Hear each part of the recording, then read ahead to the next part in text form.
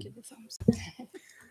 Okay, we'd like to call to order the Town of Niskayuna Planning Board and Zoning Commission, February 2nd, 2026 meeting that's been rescheduled from January 26, 2026 due to inclement weather. Ms. Bergami, could you please call the roll? Mr. Laflamme, Here. Ms. Strain, Here. Mr. Khan, Here. Mr. Millspa, Here. Mr. Bill and Calhoun, Here. Ms. Gold, Chairman Darpino. Here. Next up is the approval of the January 12th, 2026 meeting minutes. May I get a motion? So moved. Moved by Ms. Strang. I will second them. Any comments or corrections? I had none. Okay, all in favor of the January 12th, 2026 meeting minutes, state by saying aye. Aye. Any opposed? Okay, the January 12th, 2026 meeting minutes are approved. Next up is public hearings. We do not have any scheduled public hearings, so we'll move to privilege of the floor. Privilege of the floor is open to any Town of Niskayuna resident that would like to speak about any planning or zoning matter. Please approach the podium and state your name and address for the record.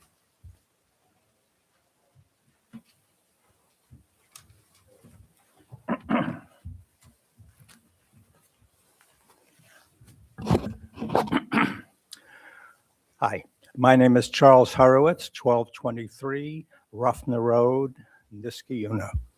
Okay, I believe it's item number 3 under discussion, application for a lot line adjustment. And what I wanted to say about that, I know this is preliminary, but maybe a couple of weeks ago, Mr. Rutherford knocked on the door, and I couldn't speak with him at that point, but he gave me a map of what he intends to do. And we agreed. He gave me his phone number, and I called him up, and we had a discussion about this. One of the things he said to me is that, many people won't talk to him. Many people, meaning in our neighborhood. And I said, well, I'll talk to you. I'll hear what you have to say, and I will give you my concerns, which I believe are representative of the neighborhood's concerns. And so looking at the map, one of the things that the things that he was saying is that he wants to tear down a house to create a driveway onto Ruffner Road. And he said the condition of the house is, it's in terrible condition. It needs to be torn down in any event. I don't know who has owned the house previously, but if that's the case, that would be about the only house in the neighborhood that is deteriorated to that degree. And I think it would be a shame to lose a house that was one of those original houses.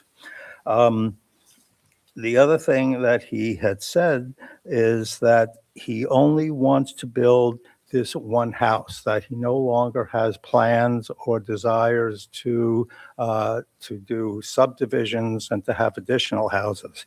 Because I said to him, well, if you get one house, what's to stop you from wanting to have 2 houses or 4 or 8 or 12 or whatever the number would be once you get a foot in the door?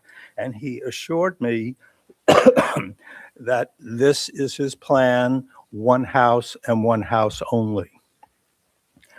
I also indicated concerns to him about trees that may be cut down, and just in the construction of the house and the carriage house, what's going to happen to the water? I always get concerned, when there's building, the water has to go someplace. And, obviously he doesn't want to have water on his property, and I don't want water being pushed onto my property. So, he didn't have an answer to that other than to say they'd be taking care of the water. He likes trees. He likes big trees. He likes healthy trees. He would only want to cut down unhealthy trees. So I think that we both came away from the conversation with Mr. Rutherford having a clear understanding of my concerns and the concerns of the people in the neighborhood, and also that I had a definite understanding that what he is talking about is one house only, not the beginning of anything larger than that. Thank you. Thank you.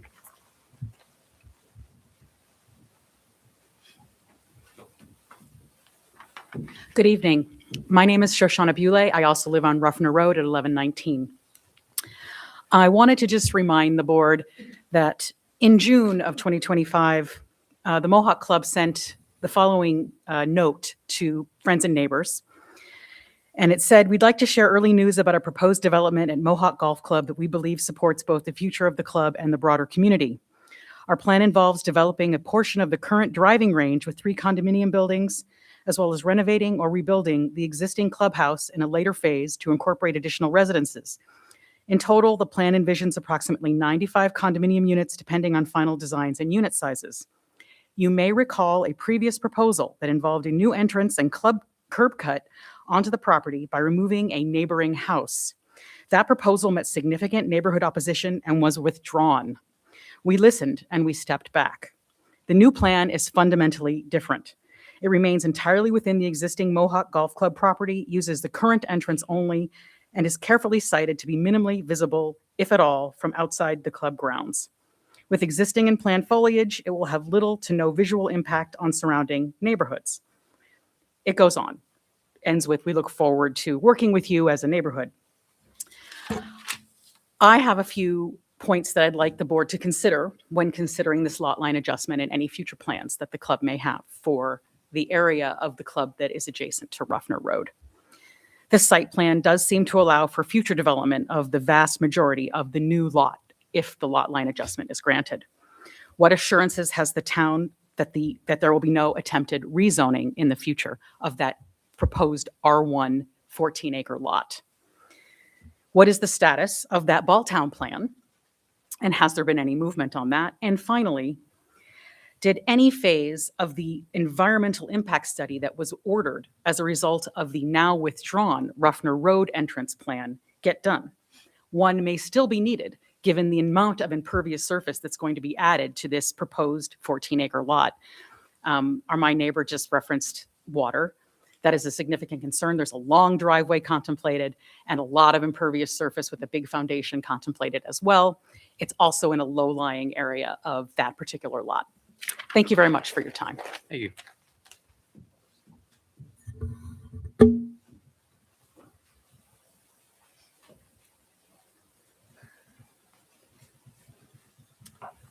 Good evening. My name is Jonathan Valancourt, 1274 Ruffner Road. I'm here in opposition to the proposed plan for 1274 Ruffner Road.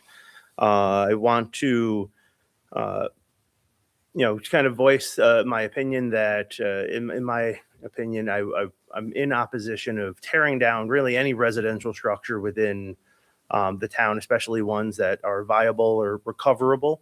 I think it sets a bad precedent for the town, modifying the layout like that. But I am in support of homeowners, using and modifying their property within codes and policies.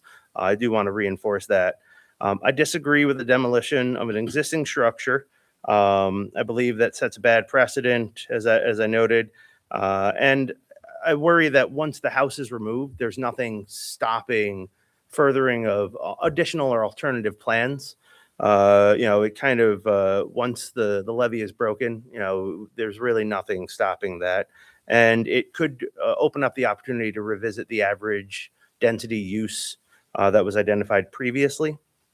Additionally, the elimination of the house may be unnecessary if the existing driveway right-of-way is used to access the property. And my apologies to the neighbors beside either of that right-of-way. But using the 20-foot existing right-of-way that was identified in the plans for discussion item, I think it is 3, would be enable maintaining the existing residential structure and actually enable adding a new one, the proposed structure, which would increase Niskayuna tax income by being a net benefit, since we would gain an additional structure rather than replacing one structure with a larger structure. Use of the existing right-of-way footprint would leverage the existing driveway and would also prevent alignment of the new driveway from shining headlights into a residential living room based on the current layout and siting. I asked the planning board to request the applicant to investigate alternative structure sightings and access road layouts and widths that stay within the available right-of-way available to the existing parcel behind 1245 Ruffner Road. NFPA guidance permits a roadway width of 20 feet. This is also consistent with the residential building codes, so long as it's within a certain distance away from the primary access road. The 20-foot distance width per the NFPA allows for two-way vehicular traffic and for one fire apparatus vehicle to pass while another is working at a fire hydrant or conducting aerial operations. So I think it would be more than reasonable to be able to limit the access road to the existing 20-foot right-of-way. And I think this should be more than sufficient to accommodate one single-family home on the lot behind 1245 Ruffner Road. Since only a 20-foot right-of-way is available, the structure siting would need to be dictated by this constraint, as all engineering projects must be dictated by code and requirements. This would likely require the applicant to site the home closer to the main roadway and would negate the need to add the proposed fire access route and hydrant as proposed. Would also avoid adding an additional hydrant that the town would have to maintain. Additionally, installation of an automatic fire sprinkler could be considered by the applicant, which could further improve the flexibility of their design and plans regarding access road and structure siting within the available lot line without having to tear down the existing structure. I do want to note, though, if a larger fire road is pursued, it would be beneficial if that access could be used for a community benefit. In the prior plans, community benefit was noted by adding a connector between Ruffner Road and either South or East Country Club, consistent with the complete streets plan. Obviously, they're no longer pursuing a subdivision improvement, and so that connector has fallen away. But this new plan, with it identifying the access road, public fire hydrant, and fire truck turnaround, presents an opportunity. Since the access is being planned and the potential exists for adding on for a complete streets connector as a public benefit and to build community goodwill. The fire truck access and turnaround could be extended by a pathway wrapping around the 12th tee and 11th green to join to one of the country club roads. This would be a large positive benefit to the community, help Mr. Rutherford stay connected to the community, and provide a vital public right-of-way and reinforce the complete streets plan. This would also really be a small footprint impact to the overall acreage of the lot identified, and I think would be a benefit that could be considered in follow-on planning discussions. I would also request that the planning board consider additional use restrictions on the property behind 1245 Ruffner Road. The building siting for a 20-foot right-of-way may dictate a house setback such that no other home can be built upon the road, or it wouldn't support a subdivision later. But if the existing layout maintains or an alternative layout is identified, I asked the planning board to consider deed restrictions to prohibit such further subdivisions of the plot. I also asked the board to consider further zoning constraints to prohibit the use of short-term rental, wedding venues, or other potential commercial adjacent usage. Understanding it is currently cited R1, I think these protections would be necessary given the type of existing property use typical of the current owner of the property, the Mohawk Golf Club. This will help ensure further development does not assume a precedent for these different use types, even though it is zoned R1 residential. Thank you. Thank you.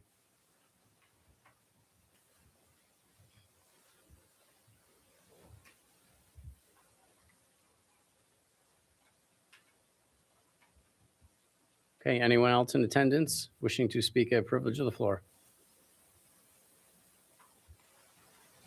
Okay. Clark, do we have any correspondence that was sent to the planning department? No, we did not receive anything. Unless Laura received anything? I received one letter shortly before the meeting, which I forwarded on to you, and it was opposed to the lot line adjustment. Okay. Is there anyone online wishing to speak on privilege of the floor? All right. So seeing as none online, last chance for anyone in attendance to speak at privilege of the floor? Okay, seeing as none, we'll close privilege of the floor. Next up is unfinished business. We have no unfinished business, so we'll move on to new business. First up is Resolution 2026-04. This is a resolution for site plan amendment of a 6-foot by 12-foot garbage dumpster enclosure at 1335 Balltown Road. Now therefore be it hereby resolved that this planning board and zoning commission does hereby classify this application as a type 2 seeker action under seeker regulations and no further action is required. And further resolved that the planning board and zoning commission finds the above referenced site plan application meets the requirements of the zoning code and therefore hereby approves site plan application with the following conditions. 1, the screening of the dumpster enclosure and the surrounding landscaping are critical to reduce impacts on adjacent residents. Therefore, the final landscaping plan shall be reviewed and approved by the Niskayuna Tree Council. May I get a motion? So moved. A move by Ms. Gold and second by Ms. Strang. Okay. Whichever. Do we have a representative from the applicant online? He wasn't able to come tonight. He let Okay. us know. All right, that's fine. So just to quickly recap, the planning department did look into some of the files dating back into the 90s about emergency egress. We did receive one piece of correspondence from the neighbor that owns the small house right at the end of Buxton Street about the previous history of that. So emergency egress was definitely discussed as part of the connectivity through there. So the relocation back to the original proposed site for the dumpster is where we're at right now. Okay. Any other further discussion? All right. Seeing as there's none, Ms. Bergami, could you please call the roll? Mr. Laflamme? Aye. Ms. Strain? Aye. Mr. Khan? Aye. Mr. Millspaw? Aye. Mr. Bill and Calhoun? Aye. Ms. Gold? Aye. Chairman Darpino? Aye. Motion's carried. Okay. Next up is Resolution 2026-05. This is a resolution for sketch plan approval for a 2-lot minor subdivision at 3515 Rosendale Road.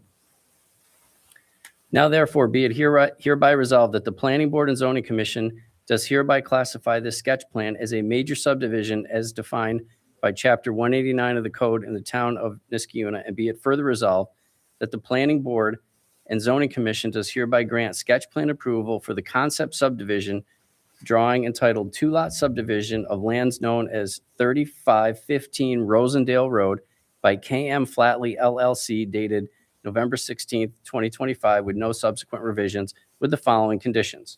1, sketch plan approval is conceptual review of the proposed lot division for the purposes of classification and preliminary discussion as described in the Town of Niskayuna zoning sections 189-6 and 189-22. The location of proposed boundary lines, infrastructure, utilities, and improvements are subject to change during the environmental review, engineering, public hearing, and subdivision review process. May I get a motion? So moved. Moved by Ms. Strang, Second. second by Ms. Gold. Is there anyone here from the applicant online or in person? Yes, Okay, Kevin Flatley. I'm the surveyor for the project. all right, Mr. Mufti could not attend. okay. Now, since our last meeting, we did discover where the water line comes in. It is actually a lateral running all the way from Rosendale Road. So it's about a little over a 400-foot lateral going into the existing house. Okay, that's good information. Okay. Pardon me? I said that's good information to know. But this is for the sketch plan approval. So I think that as you work your way through the engineering, That's information that can be added to the next round of information that's submitted. Sure. Okay. Yep.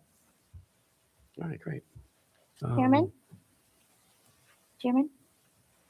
I just wanted to let you guys know that there's an error in the resolution that I noticed when you were reading it. It should be classified as a minor subdivision.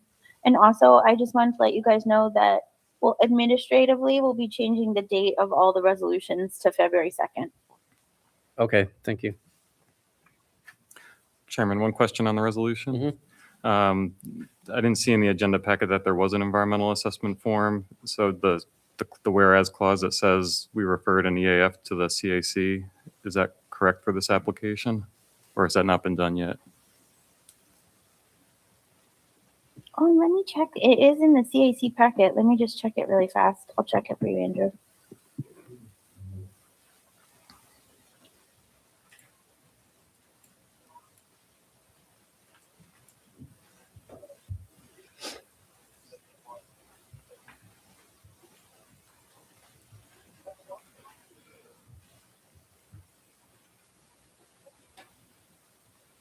Oops.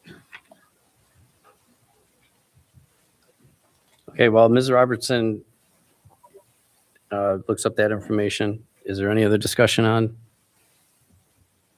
this application? Okay. After she verifies the CAC information, what we'd like to do is we'll do an amendment to change the word major to minor, just to get that correction on file. I guess one question is what's the status with the town of Colony? What was the end of that? So Laura, I believe the town of Colony did not have any significant comments on that, and they deferred to us as the lead agency, correct? They said they wouldn't need an application. I sent them a formal referral anyway, but no, I haven't gotten any comments from them. Thank you. So it did get referred to the CAC, but it does not have an EAF yet. To be precise, we should probably say it's been referred to the CAC. And Kevin, if you don't mind working with the applicant on getting the environmental assessment form to us, that would be great. Yes, I will do that. Yeah, good catch, Andrew. Okay. So should we put a second condition on that it has to have a referral from the CAC? I would. I like to be clear. I think that's a good idea. Okay.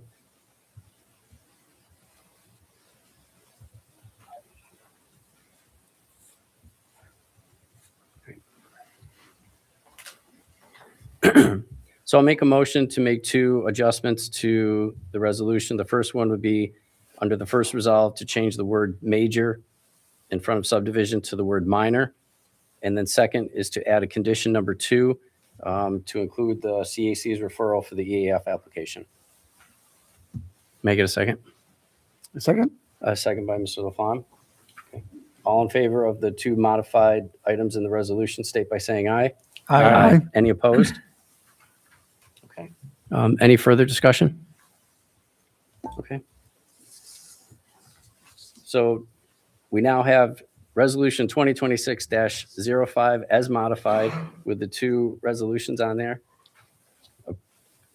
Approved by Ms. Gold and second by Ms. Strang. Okay. Ms. Bergami, could you please call the roll? Reverse on this one. I'm sorry? I think Was you it the were reverse? reversed. Okay. All right. Move. Moved by Ms. Strang and second by Ms. Gold. Ms. Bergami, could you please call the roll? Mr. Laflamme, Aye. Ms. Strain, Aye. Mr. Khan, Aye. Mr. Millspaw, Aye. Mr. Bill and Calhoun, Aye. Ms. Gold, Aye. Chairman Darpino. Aye, resolution passes. Next up is Resolution 2026-06. This is a resolution for site plan approval of a new signage at 2310 Knott Street East. Now therefore, be it hereby resolved that this planning board does hereby grant site plan approval for a new facade sign for the eastern facing facade of the multi-tenant office building at 2310 Knott Street East with the following conditions. 1, any future changes or alterations to the signage package shall require planning board approval. Number 2, any and all additional signage for this site shall require planning board approval. May I get a motion? Motion. Motion by Mr. Khan, A second? second by Mr. Laflamme. You're on this still? Oh, is this AJ Signs? This is AJ Sign. Sorry, I should. Hello, this is Matt with AJ Sign. Hi, Matt. I'm going to have to turn this over to Mr. Khan. I have to recuse myself because I have an open contract with AJ Signs. All right, I'm just assuming the temporary role is chairman. Everything that Chairman DiArpino entered into the record stands, right? At the end of the day, he just basically needs to recuse himself from the vote. And so we have a motion moved by me and seconded by, who was it, the second? Chris, you I seconded? did, yes. All right, thanks. I was just concentrating on what I have to do here procedurally for a minute. So this is straightforward. It's Empowered to Profit. Is the applicant here? Yes. All right, we had this discussion. I did pass by, given that I had assumed that role, looked at the signs. The sign is diverse, but does seem to be consistent with the other signs on that facade. And it is a compliant sign, and so I think this is straightforward. So any other discussion items on this resolution? I find it awfully wordy, but the placement's not a problem. Right, but again, the sign is compliant. Yep. Right. Okay, so Ms. Pagami, can you please call the roll? Mr. Laflamme? Aye. Ms. Strain? Aye. Mr. Khan? Aye. Mr. Millspa? Aye. Mr. Bill Calhoun? Aye. Ms. Gold? Aye.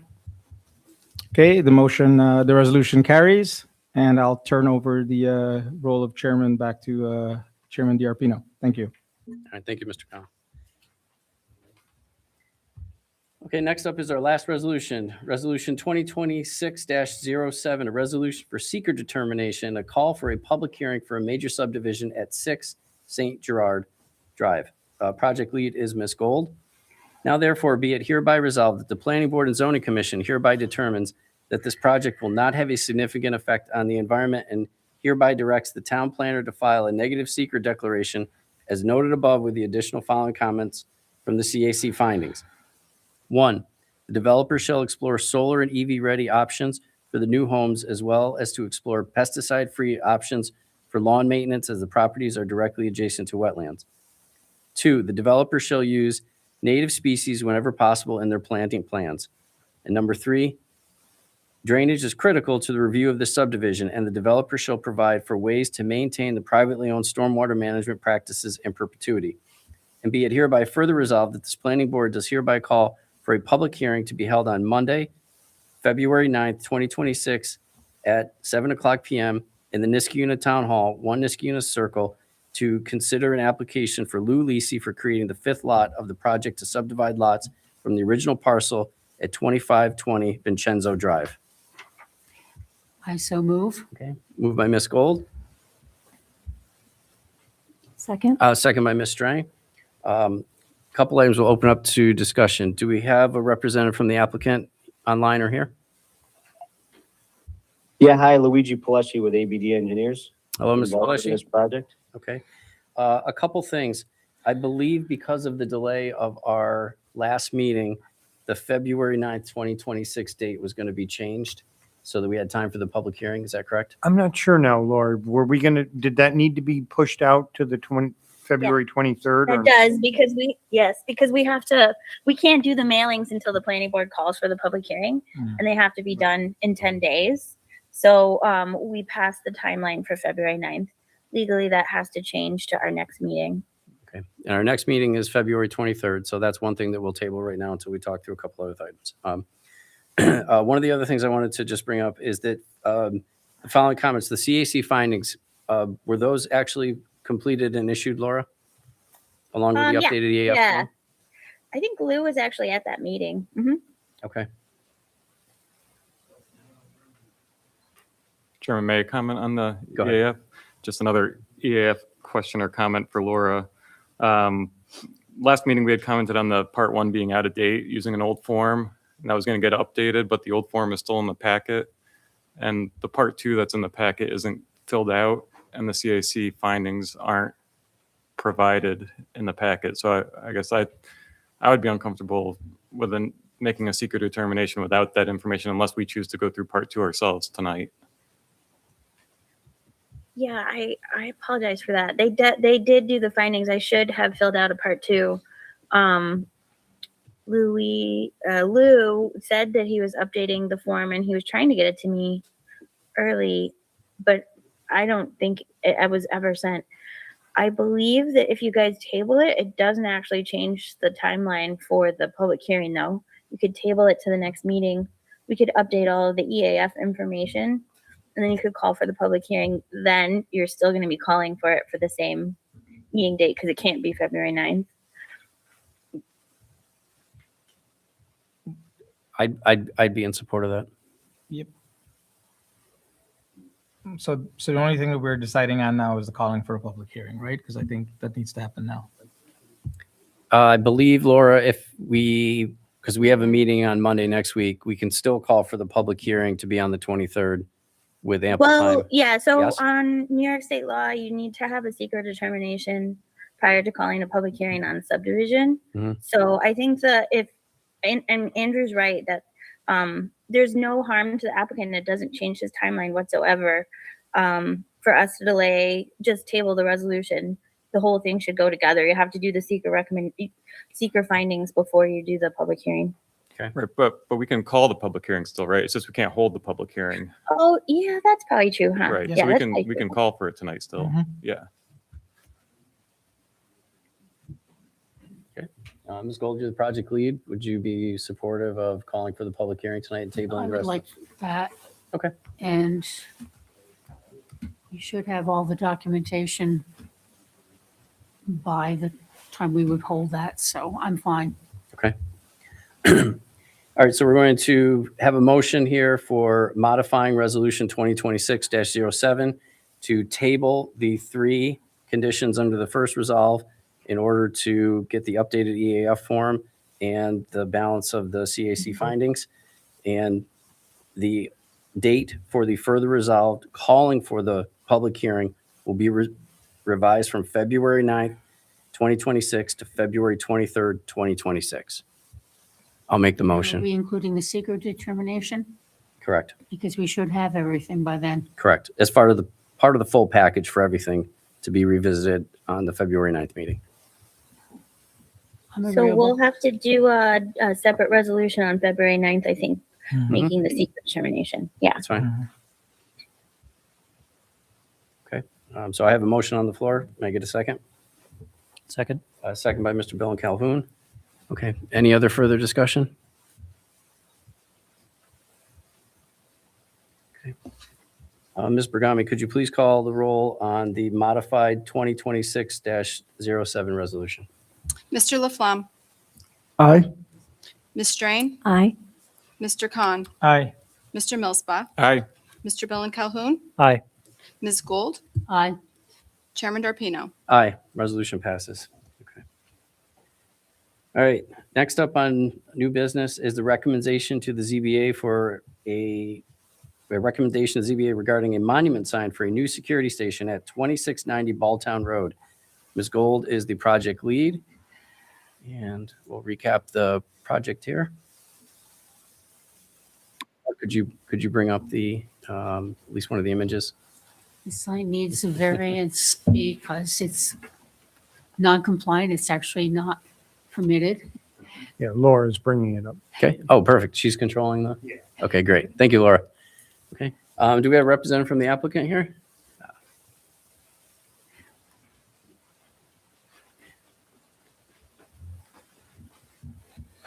Good evening, Matt Savoy, Facilities Operation Leader for GE Vernova at the Advanced Research Center. All right. Mr. Savoy, you had a chance to take a look at the recommendation in the package. Okay. So pretty straightforward. We have 3 questions that we typically ask when we make a referral to the ZBA. We talk about the effect on the comprehensive plan, the sustainability or the suitability of use, and then ultimately our recommendation. So just to recap what we have here, it's the sign right there needs a referral because of the size of it and some of the other portions of it. Again, this is also part of a larger master plan, which will make sure that we relay that information to the ZBA because they don't follow our projects as closely as we do. And I'll turn it over to And Ms. there- Gold. Is a sign that goes to the entrance on Balltown. This is farther back. Yes, ma'am. In my view, it's not going to get a whole lot of visual impact to people traversing the road unless you're just sitting there stuck in traffic, which doesn't happen like it used to. Yeah, the current sign is parallel with the road, kind of nondescript, tucked away. This is definitely set back further, but more of a, iconic demarcation. Okay. And it does, I think it does add a little impact to the security station as well. Both in terms of making it more pleasant and like, yeah, you're really here. Are you sure you want to be? All right, thank you. Mr. Savoy, want to add anything else? No, appreciate it. Thank you. Okay. Any other discussion? Okay, so our first question is the effect on the comprehensive plan. I don't think there really is any. It's a rather unique situation. Okay. Yeah, maybe we need to expand on that a bit. Right? Yeah. It's so it is something that is set back from the roadway. It is part of identification and also wayfinding off the street, off Balltown Road. Right. Yeah, Clark has also, there's a general section from the comprehensive plan that refers to the industrial section, which, at the 2013, we were a little worried about GE leaving, but generally speaking, it says to do what you can to support the existing research facilities if possible. Okay.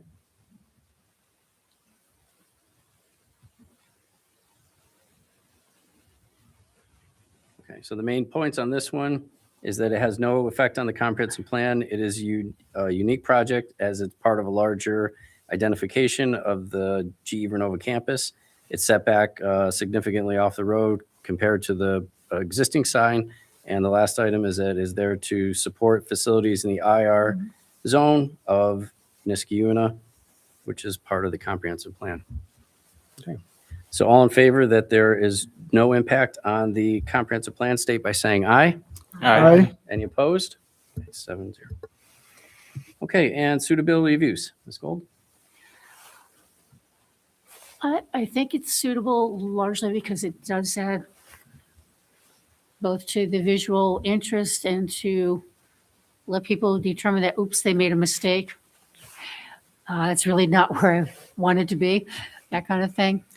I don't see any harm of it. Again, it's back quite a distance from the road, and you really have to be well onto that property to see it.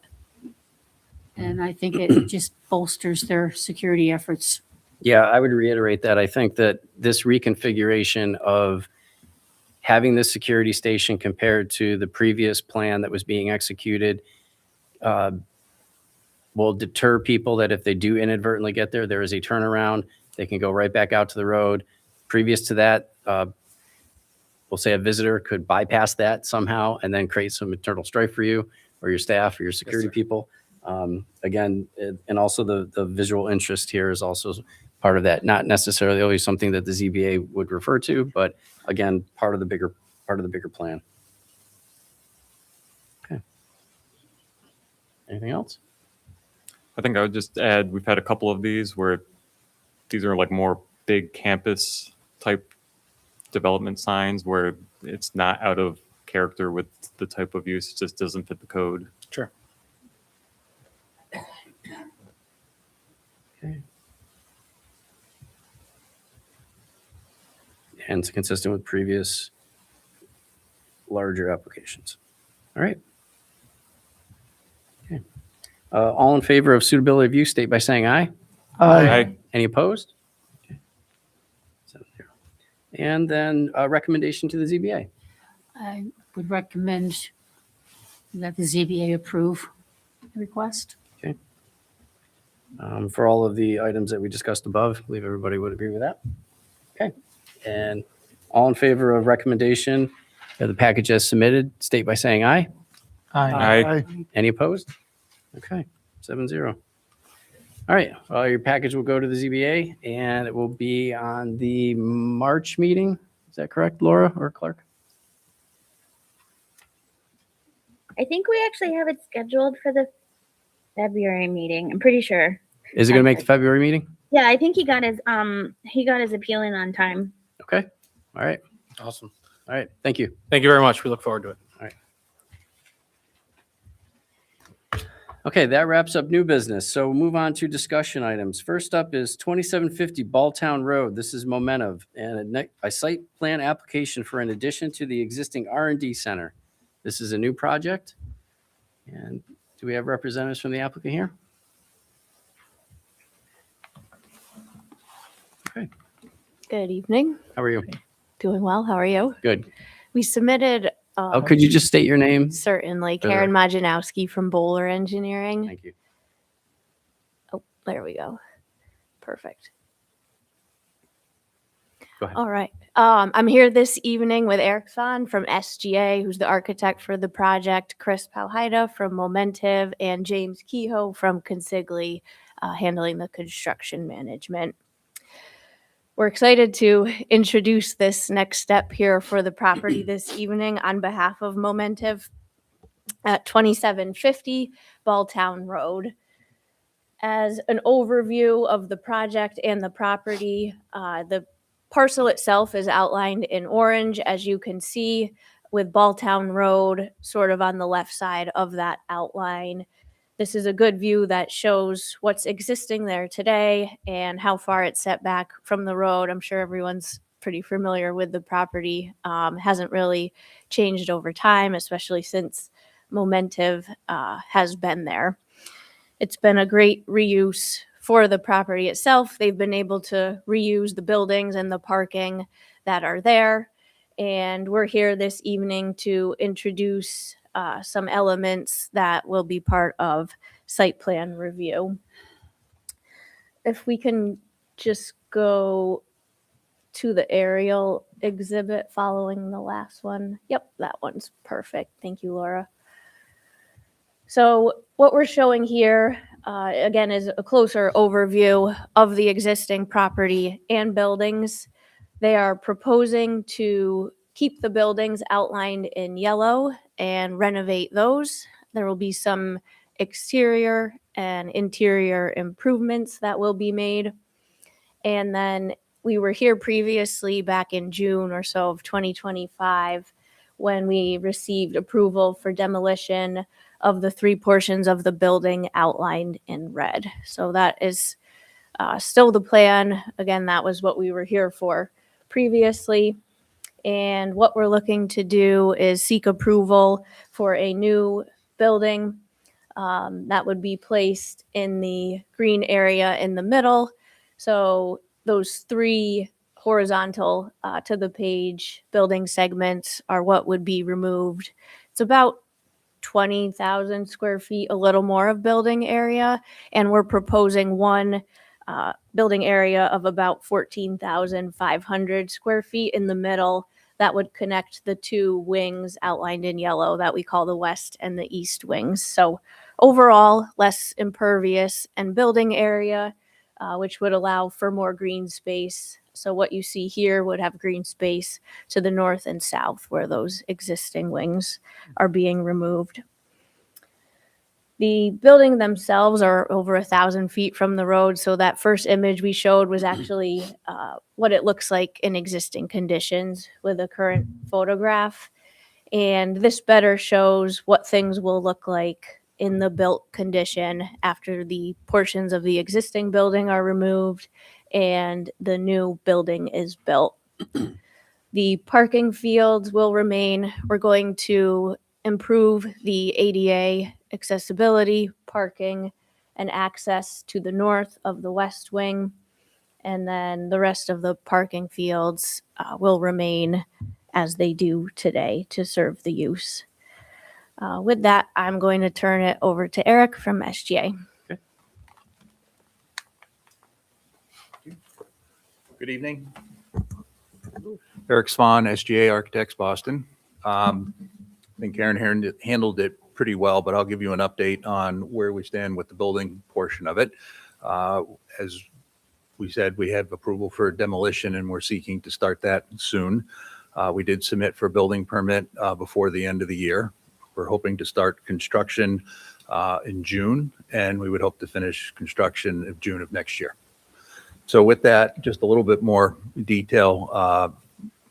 On the building side, the west wing is obviously to the left, and that's a 6,800 square foot renovation. We are doing some facade repair and update on that. There'll be 2 new labs and some back of house support spaces on the west facade. On the east facade, on the right, it's 6,700 square feet of renovation, and we're just replacing some doors and some finishes to the outside where we're abutting up against the new is abutting up against the existing. And on the addition, as Karen said, it's 14,500 square feet of new building connecting the east and west wing. Again, we're taking down 20,700 square feet, roughly a 6,200 decrease. And we have obviously all new facades, all new building systems, mechanical systems on the roof. And on the next slide, there were some questions when we first presented the project about sustainability. So we are currently meeting and trying to exceed the current energy use, but there will be a 30.9% reduction in energy use from the baseline code. So that's what we're up to. All right. Thank you. Okay, you can, Representative can stay up here. We have an open discussion period at this point. Okay. Thank you for the recap of the project. Just to get the board up to speed, we did see this project towards the tail end of last year. There was a demolition portion that was approved as part of our planning process. And it's nice to see the next evolution of this as the campus is growing. A couple fundamental questions that we typically ask a lot of the clients. It seems like you're going to be open through the renovations. Momentum is not closing down for any reason, so you'll phase that in as you go through. On the right-hand side of the slide is the administration building, so nothing is going on there. We might reconnect a circuit or two, but basically that is in full operation. Okay, all right. As you saw with some of the other applicants that are on Balltown Road, signage is a real big thing that we take a look at. If you're thinking of any types of upgrades to signage or any sort of demarcation that comes in, that's always something part of the package that we would like to see if it's going to be incorporated that or something separately. It's under discussion and we Okay. don't have anything to present at the moment. That's fine. If it's during the evolution of this process, it gets added, that's fine. If it isn't, it can be a standalone project as well. Thank you. All of us are familiar with this campus. It is set back from the road. So we do take a look at traffic impact whenever there's a project of this significance on especially Balltown Road. Do you foresee more people working there eventually in a year and a half from now? Do you have the numbers? So when all is said and done, the total will be just below 200 people anticipated, which Okay. is similar to when SI Group was there. Okay. All right. And then same thing, we take a look at lighting impact. This is again set very, very far back from the road. We look at parking. It doesn't look like there's any significant changes to parking there. Your current parking situation, do you seem to have a lot of parking, extra parking? Extra, yeah, there is extra parking. Okay. So the parking on the lower right is Mm-hmm. where the employees park, 'cause it's obviously close to the administration building, and it would be close to sort of the back entrance to the labs. Okay. And then on the north side, where it says north parking lot, that's more of the loading dock distribution side. Okay. All right. We'll open up the board discussion. Just one key question, and maybe there'll be a follow-up. Is there anticipated any change in the type of research activity conducted on the site with this demolition and rebuilding? Like, will you be doing less of or more of certain things or new things? Well, right now, You don't have to get into details, just to. Yeah. just to- right now, there's no research going on. The labs are out of service.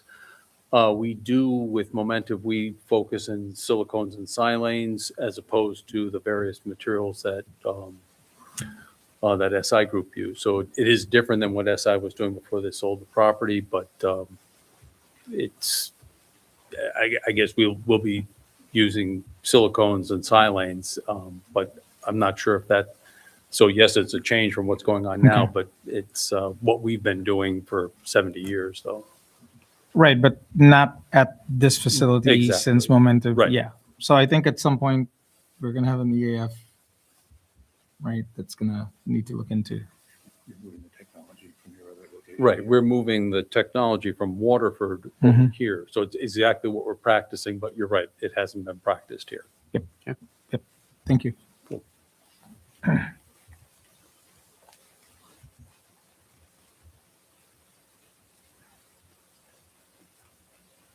Actually, the follow-on was for the remaining east and west wings, after they are renovated, will they also be lab space? Yes.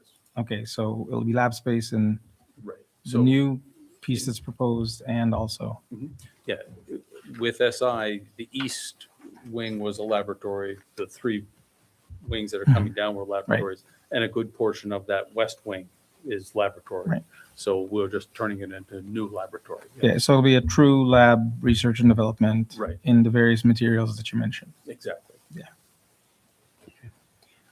Do you have any idea, is there an impact with delivery trucks, larger increase than what you would normally see now? No, I think, Okay. I think we've just improved the back of house so that we can better align for deliveries to come into the building, be stored, or things that need to leave the building. Okay. And how about storage of any hazardous materials, anything like that? Is there anything that would be of concern or special design that would be incorporated into this? There is so above the east wing, there is an existing shed. Okay. In that existing shed, there will be trash, and in that, there will be a room for hazardous material storage and proper handling. Okay.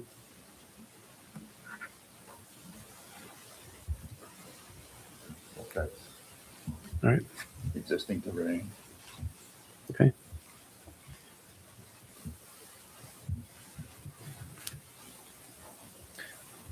One quick thing, would we be able to get the final demolition plan that was approved last year in the packet just to know where we're starting from as the most recent approval? Yeah, we can put that in there. Yep. And just so you guys know, there isn't any code issues with the addition. It's code compliant. Yeah, the package you've submitted is pretty thorough. There is one demolition plan. I know it's different than we had like a demolition set Okay. before. Yeah, that'd be helpful if we nest that in the package for the upcoming reviews. Okay. Any other questions from the boards? It's the first time we've seen the project. Obviously, this could be a great one for a lead or a co-lead. Anyone's interested in in spearheading this one? I'll be a co-lead. Who wants to join me? Okay.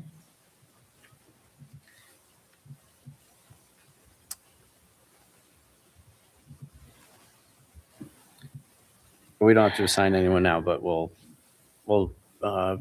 get a couple co-leads here on the project for this application, and our planning department will reach out to you. Great. Okay, so if there's no other questions, we'll just, we're going to keep track of this project. I think what we'll do is planning department will reach out to you with any questions that we may have, and then we'll keep this on tab. Laura, quick question. As far as if the project is code compliant, what other steps do we need for the applicant? So it has you guys have the discretion to call for a public hearing. Mhm. Like you noticed, they already have engineered drawings, so Right. we'll probably get a town designated engineer on board to take a look at it. It's probably fairly complete already. There is an EAF included in the packet. It is going to the Conservation Advisory Council on Wednesday. But really your steps on this one, it's a fairly straightforward site plan approval. So you got to do your secret determination. You've got to decide if you want to call for a public hearing, and then you're basically right to site plan approval. Okay. Go ahead. So just one thing. So Laura, on the EAF in our packages, parts 2 and 3 are not filled out. Yeah, that- it hasn't gone to the Conservation Advisory Council yet. It's going on Okay. on Wednesday. They typically will fill that out with their suggestions for you Mhm. guys to review. Yeah, quick follow-up on that. The Waterford facility has a Title V and a speedies permit. Is any of that moving over to this facility? Any of those operations? I do not believe so, no. Okay. All right. Okay, thank you for the presentation. For sites of production. Oh, could you just come forward to capture it on there? So your answer to the previous question was no No, for the not to speedies. the best of my knowledge, I Yeah. don't believe that. But the current laboratories that we're moving are also part of a very large manufacturing facility, which is why Right. we have that permitting. Yep. So, So will actually any product manufacturing be done here, or is it just R&D? This is just R&D. Okay. All right, thank you. Thank you. Could I ask one more question? Yes, go ahead. Because it was mentioned that a public hearing is at the board's discretion. Mhm. Could we get a determination on whether that will be required tonight, just in case it has to be set? We don't miss a meeting. Okay. I would think we should have. a public Yeah, hearing. I mean, typically with the project this large, even though there isn't a lot of adjacent parcels to it, we still do an outreach in that area. It's been consistent what we've done on other similar projects. So it would be would be. advertised. Mhm. Okay. Could that date be set tonight for the next available meeting? Usually what we do is after we take a look at the project, different to the demolition permit, which was basically, you can get a demo permit. This one, we established the project here the first time, get our project leads together, let them review everything, and then typically at the next meeting, which you would come back at the February 23rd meeting, we would then be able to come up with maybe a tentative resolution or something at that point. You know, as a courtesy, we've done this. Mhm. Are you folks traveling in from out of town? Okay, so I mean, if there's a local team present, not everyone, especially the out-of-town folks, the meeting has a virtual option, so it's Right. up to your judgment call for any of the subsequent meetings, right? Correct. Yeah. Okay. All right. We'll see you in a couple weeks. Okay. Thank you. Thank you. Thank you.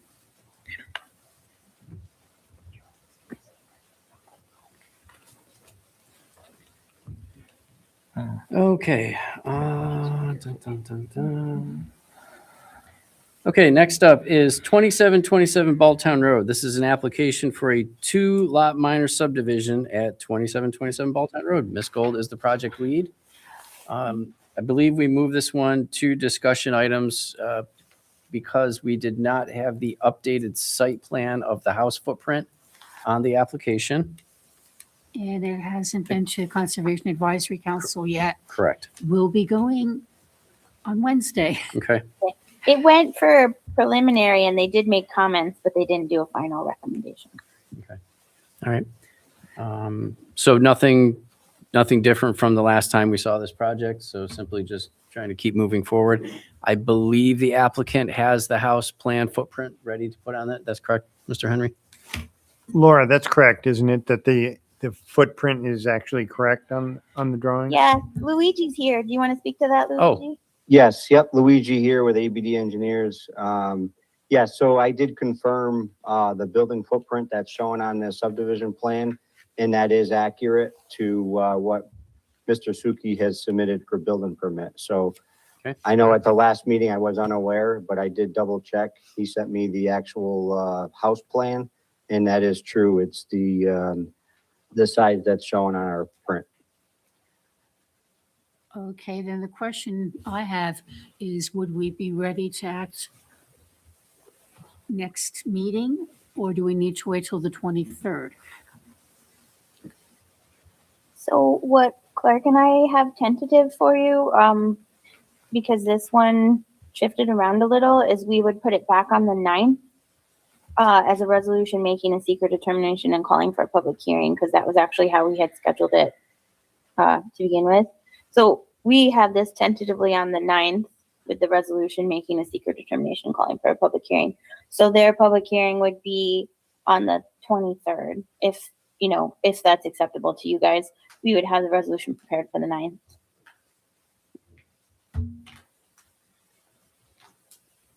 I think that's reasonable. Yeah, I'm not going to argue that one. Okay. Everyone else seem fine. Okay. All right. One quick question. On Luigi's response to the TDE's comments on the drainage plan, the TDE asked for a cross-section drawing of the proposed detention area, and the response says a cross-section is on the drainage plan, but unless there's a separate sheet that's not included, the packet doesn't include the cross-section. If we could just make sure that's in there. Is it this one here? That little diagram? Oh, it's just Yeah. super thin. Yes, it's just the diagram. Yep. Okay. Yep. I see it now. Oh, yeah. Okay. All right. So we're good to get this cleaned up after we have the CAC's recommendation, and looks like the resolution will be ready for the February 9th meeting. Sounds good to me. Okay. Thank you, Mr. Beleshi. All right. Have a good night. All right. Okay, next up on discussion items is 1245 Ruffner Road and 1851 Union Street. This is an application for a lot line adjustment. Project leads are Mr. Darpino, myself, and Mr. Khan.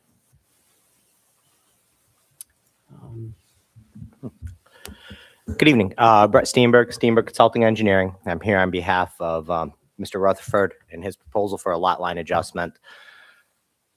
Huge history with this parcel, as everyone before this board is aware.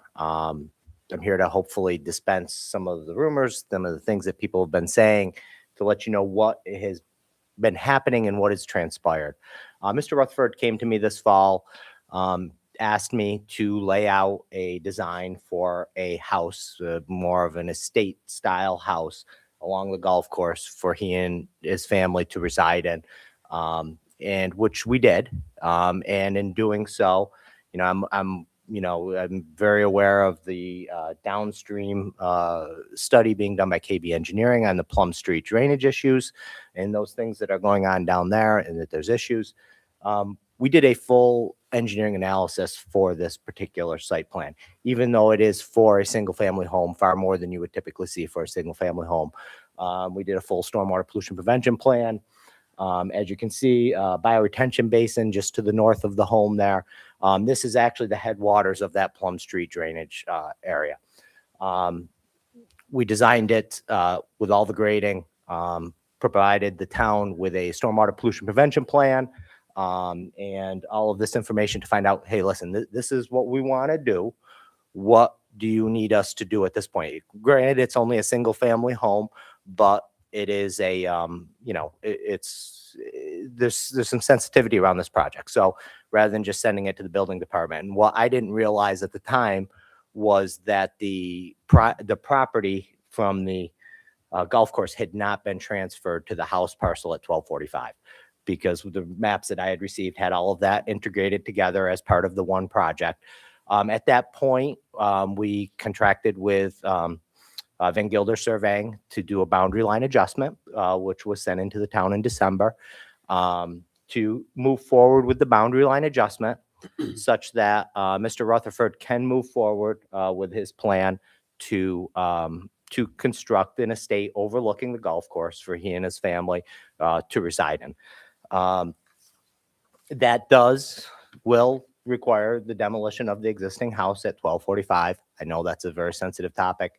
The house does not meet any of the requirements as outlined in section 130-5 of the zoning code, prohibiting it from being demolished. It is less than 50 years old based on what we've been able to find. It was constructed in about the 80s, as most of the houses in that particular location, and which doesn't throw it into the historical review characteristics as you go down through that. But even then, if it was older than 49 years old, it doesn't meet any of those historical review components associated with that section of the code. Overall, the addition would create a 13.84 acre parcel, and we have designed the road as per the fire access code. I know there was a lot of discussion from one of the other people in the privilege of the floor regarding 20-foot wide access roads and such and being permitted. Given the distance of this home, we have to have a 26-foot wide access road in order to meet the New York State Fire Code, with a hydrant, with a turnaround, to provide adequate fire safety to the rear of the home. That would not fit on a 20-foot right of way. We did, as you can see, offset it a little bit to try to align it the best we could without impacting the neighbor on the south of that entrance, to align with the garage of the home across the street, so that we're, being cognizant of the neighbors. He's not trying to create a development here. He's trying to build a home. That's all he's looking at doing. I can, briefly talk about somebody spoke about the other plans that they're planning on, totally separate from this. They're currently evaluating their options at the other side of the country club for, possibilities of a development there. As you're aware, it's a beautiful course. He would like to be able to sit and look over that course from a beautiful home. And we did do the engineering. We've provided it to the town for their review. We don't want to impact the Plum Street drainage project any more than it's already being impacted downstream. So we did look at that very closely with the bioretention basin, and analyzing all of the drainage on the site prior to even coming in for the lot line adjustment. So we're here this evening seeking what would be typically a simple lot line adjustment, but given the history of the project, I understand, why there's maybe some questions and concerns. All right, thank you. Okay. Yeah. Okay. So I guess one of the concerns that we had when we were taking a look at this, and it's nice to see this version that shows the house on it. Previous one didn't have, just showed a lot line adjustment. One of the things that we take a look at when we are working on the comprehensive plan or just looking at planning projects in principle is, when we have established neighborhoods, what do you do basically to try to maintain the integrity of those? And when development does happen, it should look like a natural extension or integrate itself. And, we know that throughout the town, there are large parcels. Some have been developed, some have been subdivided. Sometimes there's smaller subdivisions. Sometimes there's just, a single house on them. And, given the history of the project and, what went through with the house being torn down for a larger subdivision that did not happen.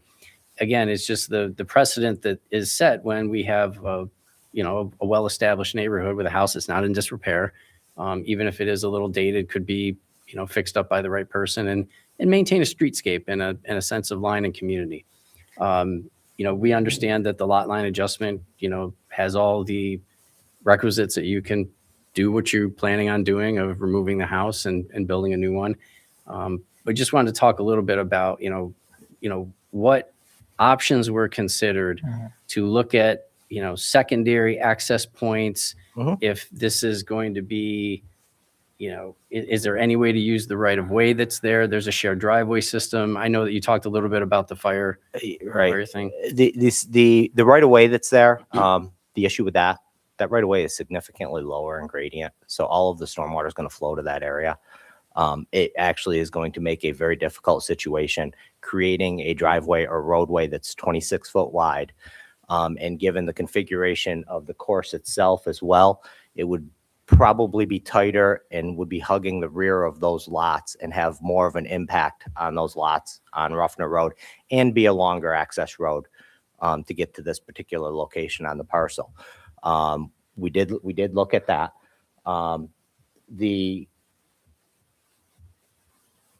there was something else you said, Mr. Darpino, and I was, I just wanted to talk about it briefly, and it's escaping me right now. So actually, while you're doing that, Laura, could you go to the drawing previous to this one? And zoom in on the Ruffner, yep, right there. No, go back down, please. Yeah, and zoom in on that one.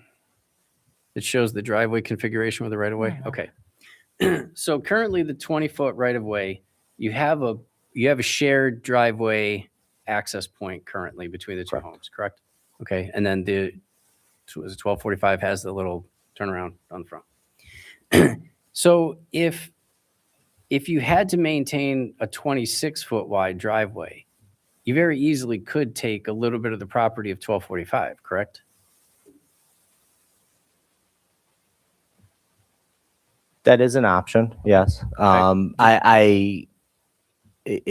It would maintain the existing home to put a 26-foot road, but it is a 26-foot road next to the neighbors at 1247 that, yeah, I don't want to speak for them in a sense that it's going to probably impact them, in my opinion, more than centrally locating a roadway within the existing lot. Okay, I understand that, but that's an option. That is could an be- option. That could be explored. That could potentially possibly keep the house there, which could then have resale value, right?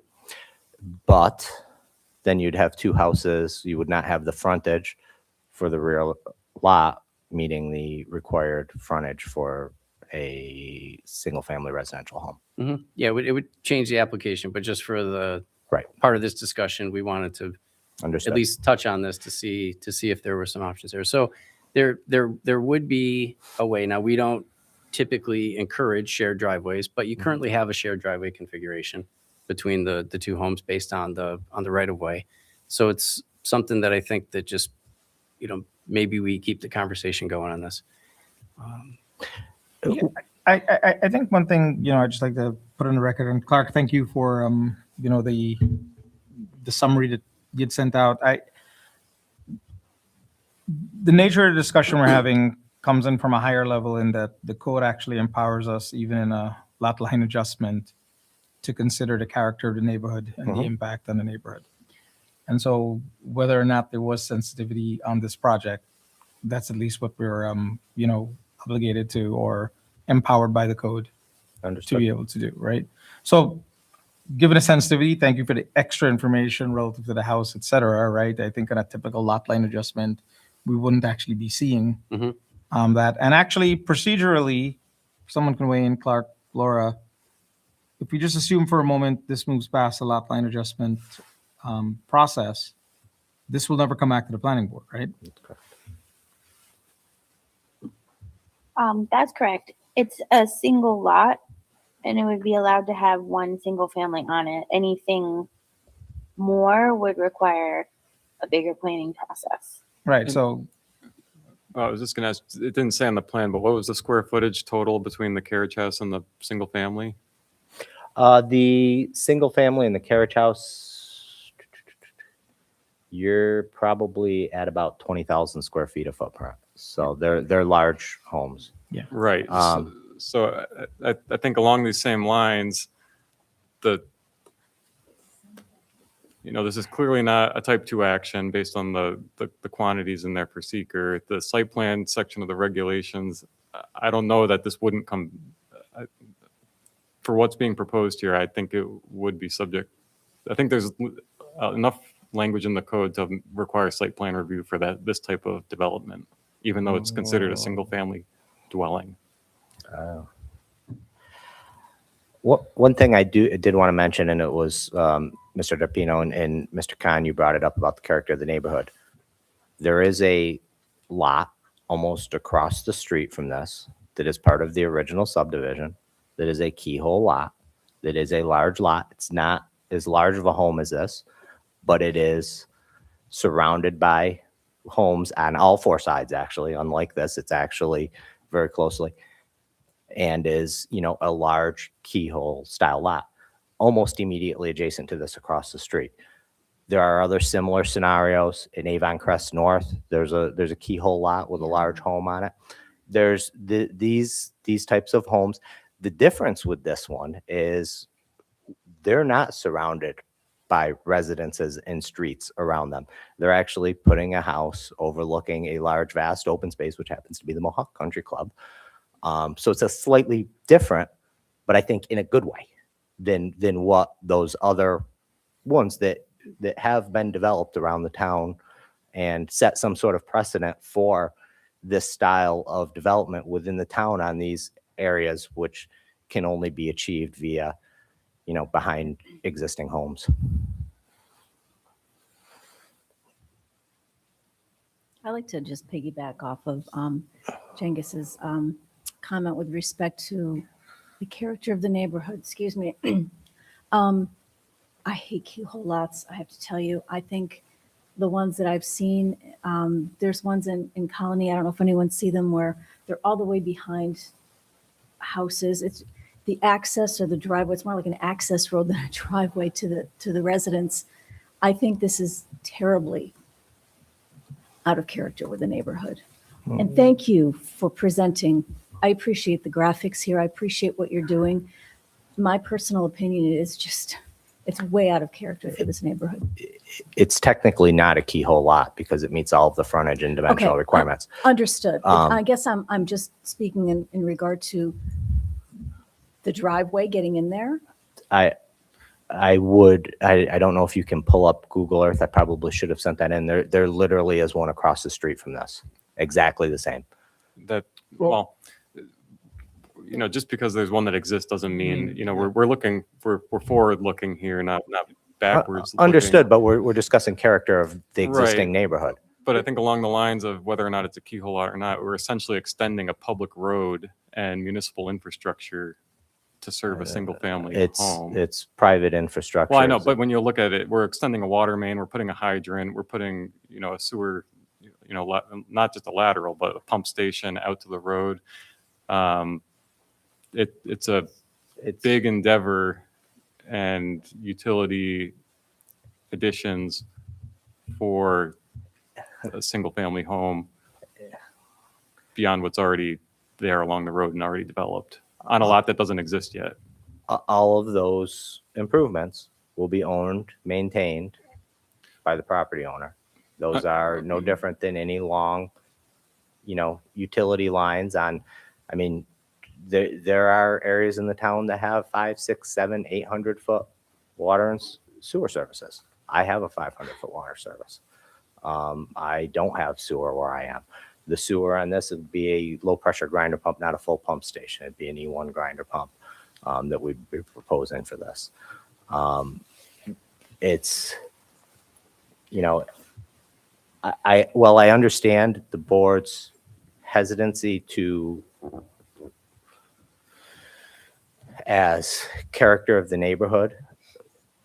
Like I said, they're around. You don't notice them because it doesn't change that much of the character of the neighborhood. When you're looking at a driveway that goes back in 300, 400, 500 feet, you don't, it's not something that screams out at you because you see a roadway that goes back into the woods. I'm not convinced from my end and as a resident and engineer that this is going to offer a significant adverse impact to the character of the neighborhood. Clearly, it's not going to be a large traffic generator. You're right. That's correct. There are people who really want that estate-style home. I wouldn't. Be way too much property for me to Me maintain. too. Thank you very much. I love the wildlife, but not that much of it by me. But I know people who have moved out of town because they wanted a larger lot than they could find, because they wanted not to have neighbors close. They wanted the larger plot of land to have more privacy and to enjoy the wildlife around them. And, we've already said, no, you can't do what would otherwise have been seen, I think, as a very sensible development, combining single-family homes and some others on an average density use. And the neighbors were extremely upset and the town went against it. And I don't believe the full environmental impact statement ever got completed because the project wasn't going anywhere. So now we've got a proposal for one house and somehow, gee, it's a little different, so it's too much. I don't think we can do that.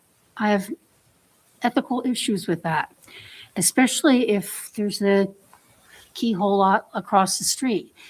And since you've mentioned, I'm starting to think I've seen it, but it doesn't come clear. It's not real apparent. And the only reason I know it was there was for sale when I was looking for a home with a good chunk of land. And I was one of those people that wanted and I have a 5-acre piece of property that I absolutely love. And I know what you mean about maintaining it because I'm getting very sick of it. There was a time but- when I drove Ruffner Road fairly frequently, but that's a bunch of years ago. Yeah.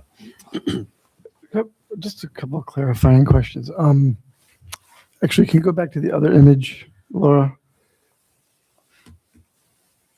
So, Mr. Steinberg, number one, well, does this qualify as a keyhole lock?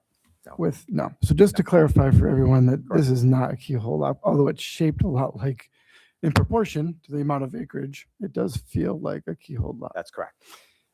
Second, why is the driveway hugging the backs of the homes on Ruffner? We actually discussed that and this was our first go at this was before we even got before that. That is something we can look at. Believe it or not, that's about 35 feet off the rear of those property lines. We can move that a little bit further without much difficulty. We're just trying to get in and be able to maintain a good drainage pattern and also create the other reason, making that sharp curve and creating that is to leave a large vegetative buffer between the area that you're going to see where 1245 is now and looking into the site. So you're not actually looking in and seeing the house straight back there. So if we kind of come in at an angle, I don't want to create a sight line from Ruffner Road through to the home, both for the home, the residents of the home, as well as, people being able to look back in and see that. But the hugging the backs, like even though it's 30 feet, there's not much of a buffer. Yeah, we can work with that. And actually that was one of the discussions. I know Mr. Rutherford, before, we got this application, but we wanted to get this application and had discussed it with me was, adjusting that location. It just hasn't, we haven't, done that at this point, but that's something certainly we could do. Another question is, do you know if have you discussed with the applicant the concept of deed restricting a second path on that lot that's on Ruffner for another access to the golf course? Things like that. Any discussion around deed restrictions? I have not discussed that with Mr. Rutherford, just because I didn't think it would be necessary. I have one more question, Brett. Yes. Is there it's been a long time since I've done a real detailed look at Ruffner Road. I used to ride it up and down on my bike when I was a kid. Are there any other homes on Ruffner Road that have, certainly not the length of that driveway, if you will, but that go up behind anything else? I just... Yeah, on the opposite side of the road, there's a home that if you look, there's a large home that's behind all of the houses in that entire block. Yeah. And that group of trees that's between the house on the right and the house on the left is no longer there. They just flattened that out. So the house is visible. You can now if you drive by, you can see that house. So that is another, and again, that's one on Ruffner. I know of one in Avon Crest North, similar scenario where the house is tucked back, but that is a traditional keyhole lot. What you're showing there, what we are proposing, as Mr. LaFlemme said, is not a keyhole lot. That is actually a lot that meets all of the zoning code requirements in the R1 district. Laura, why don't you speak and describe the different lots that you're highlighting? Oh, I'm sorry. Yeah, so I just went to Sims. I'll go back. I thought we were moving on. So yeah, this is the proposed home to be demolished, and this is the triangular piece of property that they're proposing to incorporate into the single lot. Right here is a like a keyhole lot with a long driveway and the home tucked back behind the houses. Every time I click on it, it brings this up, which is And I have the same issue. yeah. Yeah, I think this is the original farmhouse down here, but this is the one that's kind of set behind the houses here. Yes. I don't know where the one is on Avon Crest, but I could look for it. If you go to Avon Crest North, it sticks out like a sore thumb. It's kind of down in the lower section.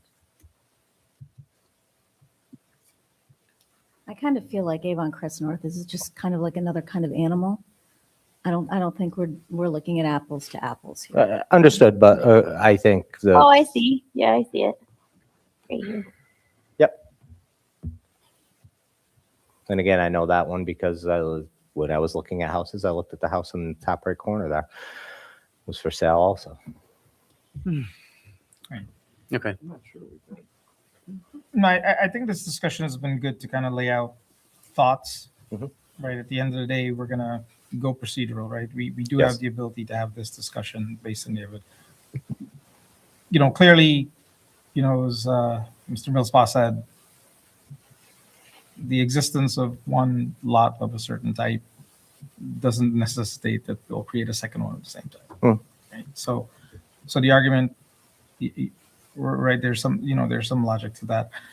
Let's go back to the couple of things. So there is a thought from Chairman DiArpino on the board on the floor of maintaining the house and making that a longer shared driveway.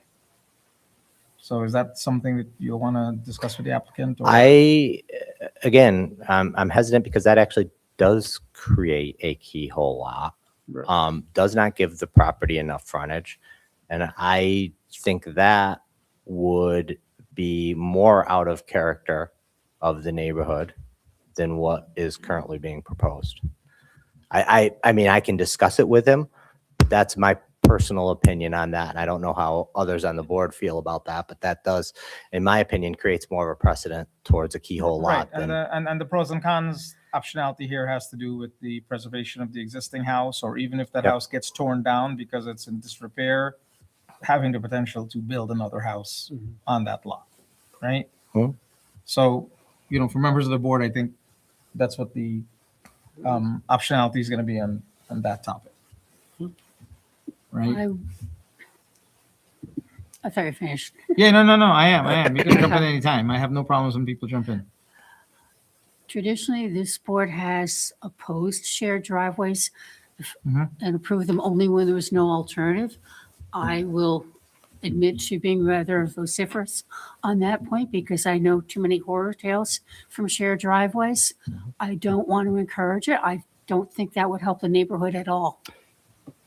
And not that we're encouraging it, but we have to look at, has every option been explored and exhausted? Because I think I recall that resident coming to this meeting. They wouldn't be in favor of one more resident accessing the land adjacent to their home based on the feedback, if I recall correctly. But we have to explore everything. Understood.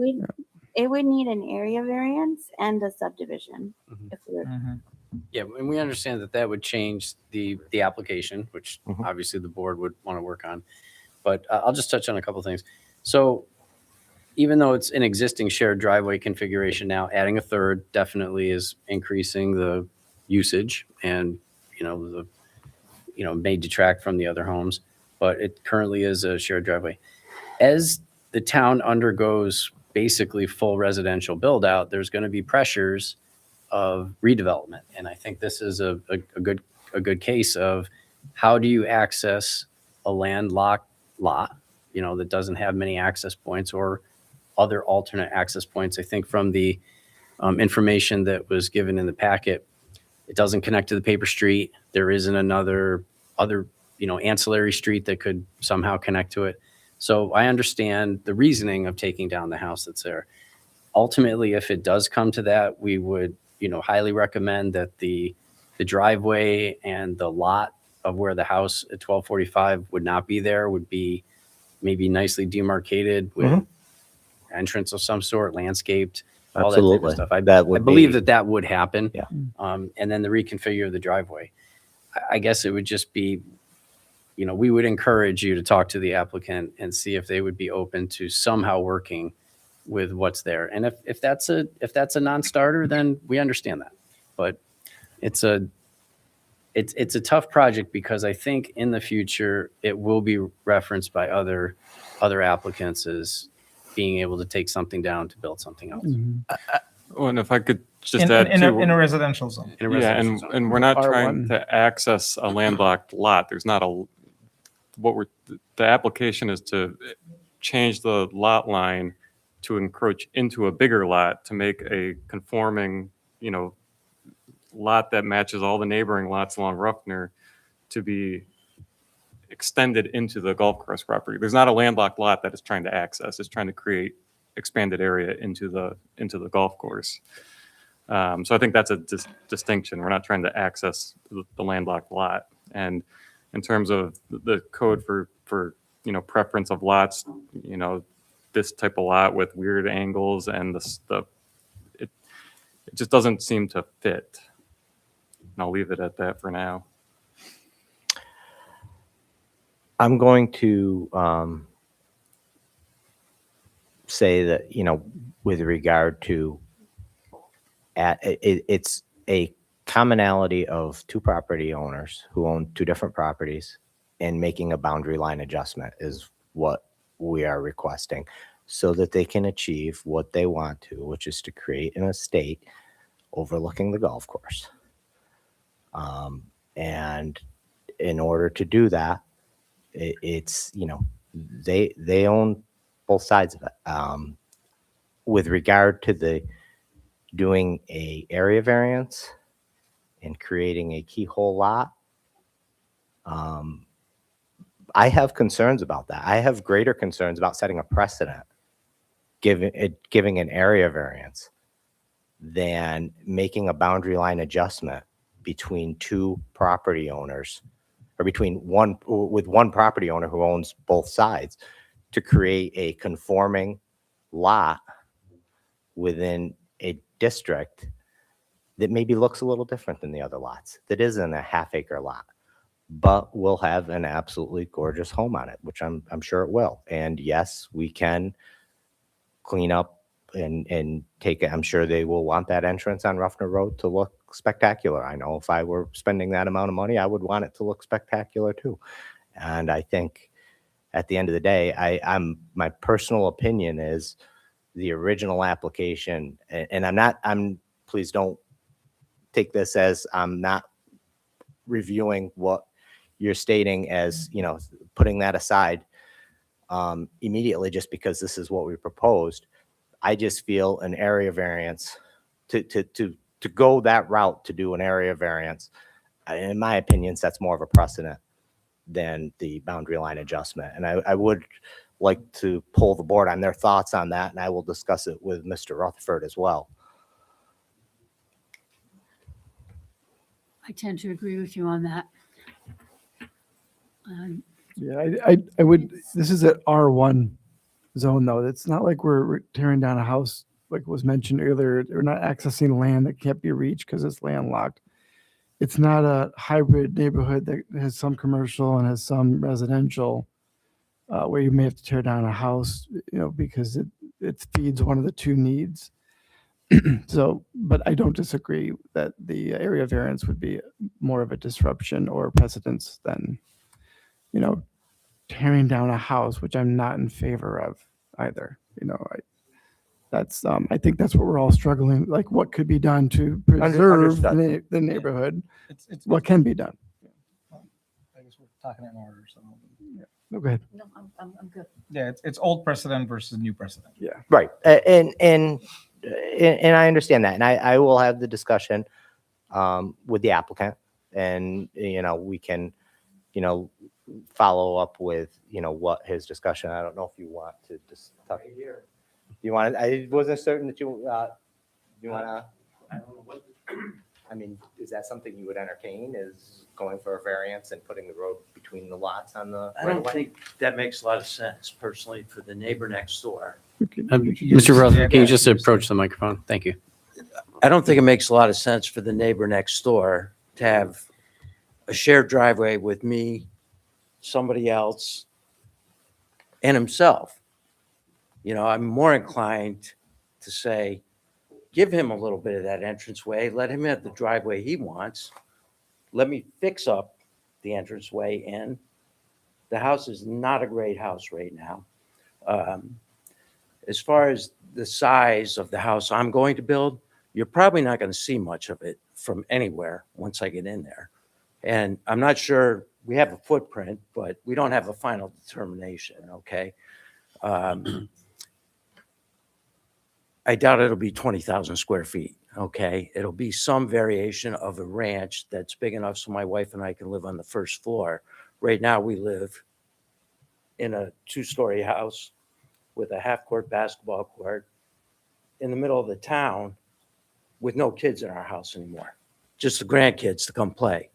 So we're looking to make something that is comfortable for us. And I don't see where that's such a big problem to come in and take that house down. If other people can take their house down, I mean, I built a house on Lake George. We had to take a hotel down to build it. What is the real issue here? I know the neighbors are upset. They didn't want 22 townhomes in there, but that was my original plan, was to live in a townhome there and provide for the older members in our club who, quite frankly, were very disappointed that they couldn't buy a townhouse in there. I think it would have increased the value of the homes around there, because you were talking about not, $700,000-$800,000 townhouses. They weren't going to be, it was increasing the tax base, but nobody wanted to do it. So here I am. Yeah. Back, how can I use that land for myself? I Right, don't see, I'm not, whether you like the size house I build, that's really kind of irrelevant what somebody else wants. I'm not going to hurt their homes. I'm just looking for an access way in. I don't have an access way on the paper street. That was not acceptable. So basically, what I did for the town was save the whole place from being a development to begin with. I was a longtime member of the Mohawk Club, and it was going to be taken over by a bank and sold to a developer. And I'm just looking to build one house on a lot on a contiguous property that I own both of. I'm not looking to hurt the neighbors. I don't get their opposition personally. Yeah, I mean, it's rather, in all respect, if I may, right, the key issue in front of us, it's actually right now, it's not the neighbors or anything else. It's actually the elimination of a house in the R1 district. The plan is the house is going to be torn down and will be replaced with a driveway, entranceway, whichever way it is, right? And so that's the. Is it against the laws of the town right now to take a house down and put a new house up? That's right. That's not. Then why is that a problem? Because this is taking a house down and not putting a new house up, right? Well, it is putting a new house up, just in a different part of property that I own. Agreed, and that's what we're weighing, right? But in terms of the character of the neighborhood, it's not putting a new house back on the frontage of the street. So all I'm saying is just that. Well, if you look at the character of the neighborhood, okay, right now my 14th tee box sits between two houses. That's not character of the neighborhood either, is it? You have to look at the Mohawk Club. You've landlocked it all the way around. There are homes everywhere on that course. How is it wrong for the owner of that land to get access to a piece of land he wants to build on? I drove by the house next door to the club right now where the 14th tee box is, and there's signs up again, no Mohawk Club development. This is not a Mohawk Club development. This is me wanting to build a house on property that I own. I don't get the opposition to that. So part of what our board is tasked with is when we get an application, and this is technically the second time we've seen it, but the first time with the actual house shown on it. So it, completes what the application process was. If there wasn't a right of way or some sort of access point that was currently shown here, I think this is a much different discussion. But all we're asking, and we do this of every applicant, is the board tries to vet out what we think are options and what might be other schemes or something to look at it. You may go through that exercise and show us that and decide this is what your plan is. This is what you want to do. And you reserve every right to do that. And that's fine. We understand that. And we understand that if it's going for a lot line adjustment, that's one thing. If you were to maybe entertain the shared driveway, it does change the application. The board would then again review and look at that. And I understand what you're trying to do here, but it's not contentious. We're just trying to come up Well, with it's options. contentious for the neighborhood. It might not be for you, but I lived through the contentious of it. There were signs all over the place. So after spending a lot of money trying to develop that, just said, forget it. It's not worth it anymore. I'm not going to fight with everybody. But to build one house on property I own in a neighborhood it shouldn't be contentious. And I think, sir, that you're making this very simple, and this really isn't simple. This isn't, I understand what you're saying, but this is not as simple as you're A portraying lot it line to be. adjustment is not No, simple. what this opens up into. We're trying to, we like to look at things holistically. So I understand what you're trying to do, but I think you are making it more simple than it is, because I don't think that it is. Well, one of the other things I'll just add is that, and Mr. Steenberg, you've done multiple of these applications in town for us. When a community or a neighborhood reaches the full build out and they're the last handful of lots or the last developable land, those are sometimes the hardest ones to figure out, correct? Yeah. Okay.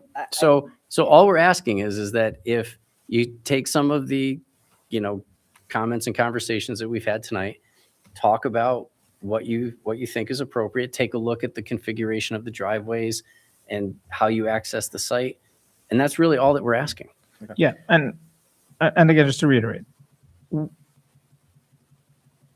not going to speak for the neighbors or anything with the neighbors. We hear what we hear in public hearing, right? I'm looking at what as a board we're empowered to look at an lot line adjustment. This issue of the elimination of an R1 house and then the building of a new one that is different in character on another part of the property if the lot line were to be granted. So that's one thing we need to work through. The optionality, as Mr. Giarpino mentioned, of, well, what are recorded, documented issues that are just bad with a shared driveway? We're trying to maintain a house that can be built on the property that's currently there, right?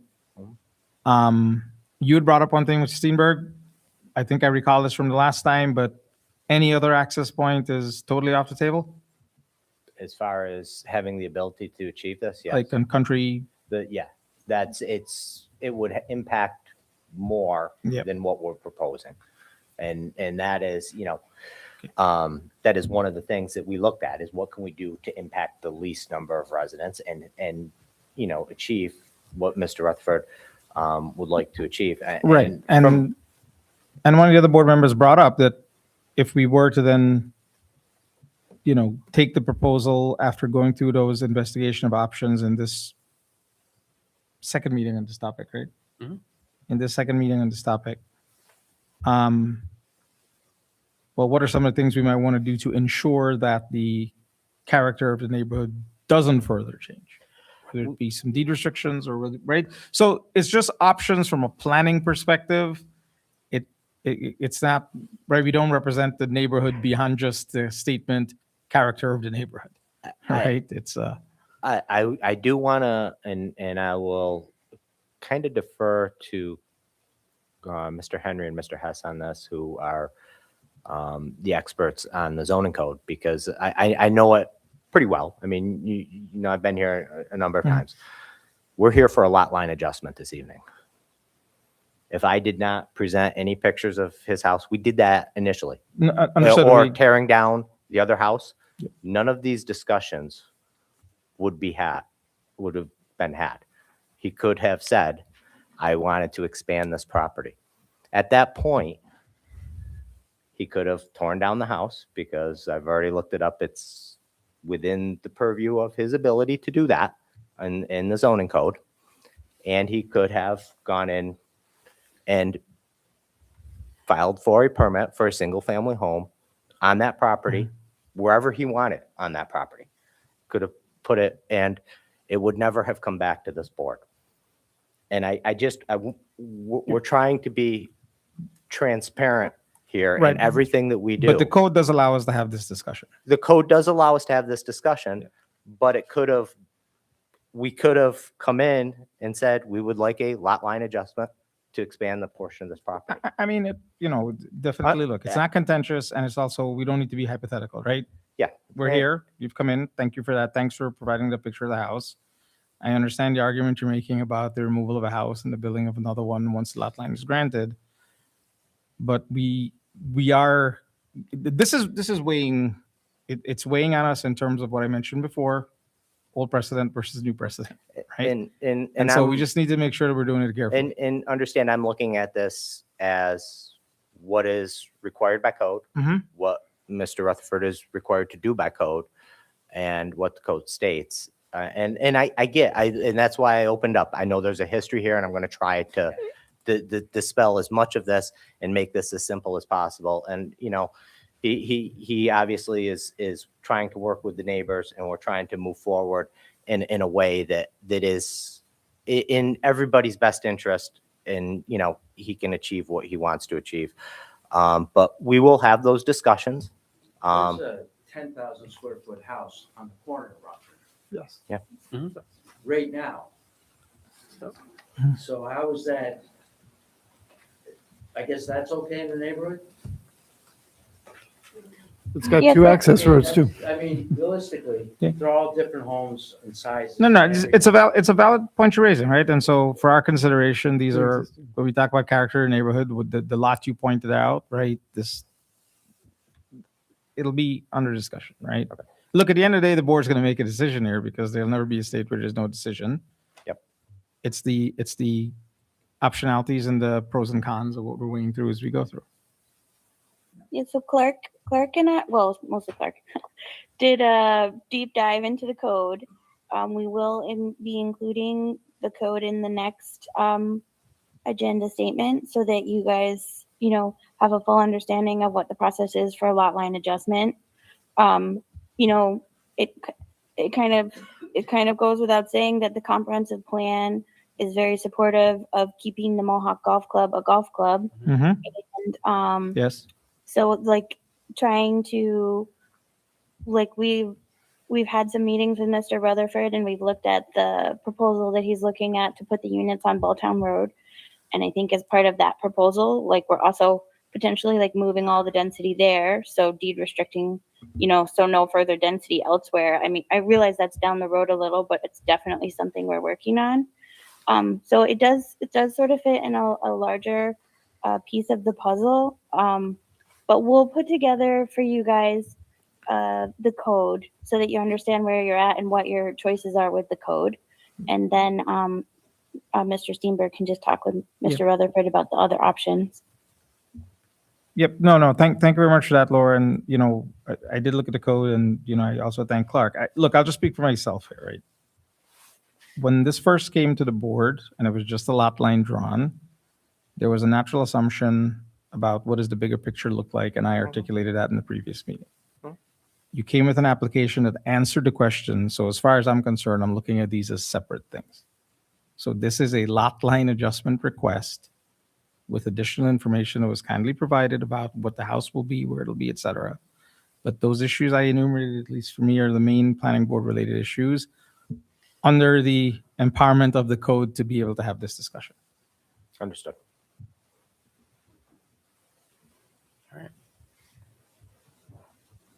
Okay. All right. Thank you for your time. Thank you.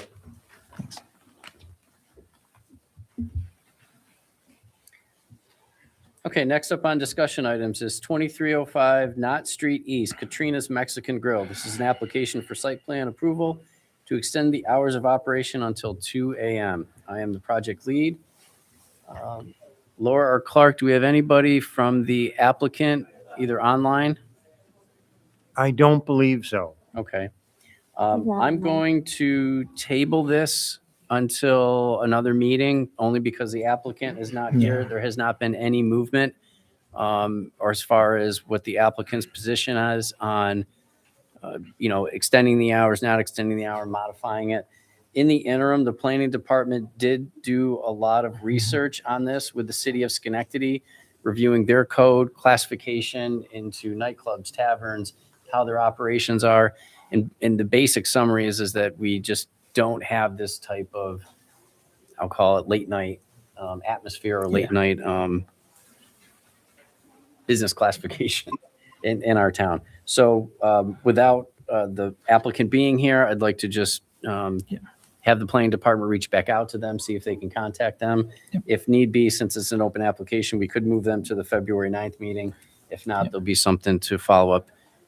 Thank you. And I do want to thank the planning department, Clark. I know I raised a set of questions, and I think those were more than adequately answered in the package that you'd put together for this meeting, last meeting. Thank you. Yeah, I feel I've got clarity in being able to make a decision there. And I'll just add, we left 3 messages for the applicant too, so we really have tried to get a hold of him. And I think Laura had a phone conversation with him that he was maybe interested in pursuing different ways to draw more business to his restaurant during the regular existing hours. I think just by like trivia night or something a little more in line with the character.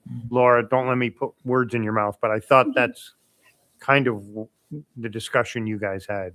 Yeah, he talked to Trish. She talked to him for a long time. Oh, I'm And, sorry. Okay. Yeah, he had mentioned to her that he is considering not asking for the hours extension, but we don't have that in writing from him. So we have to continue to look at it until he formally decides what he's doing. Okay. All right. Thank you. I want to comment. Oh, go ahead. We don't have a nightclub classification or anything really like it in our code. That's not the same as saying that we have a ban on it. And I think the town might be better if we did have the classification. And I can think of 2 places where I would find it appropriate: CH neighborhood and this neighborhood. Because that's a good sized plaza. There's a diverse set of businesses. There's plenty of parking. I think it would be a reasonable use. I have a problem with 2 a.m. closing on work nights. I don't really for Friday and Saturday. I know our town has become extremely provincial, but I think maybe we should look at it if we want to be a town that continues to be a desirable place to live. We have very little entertainment other than sports.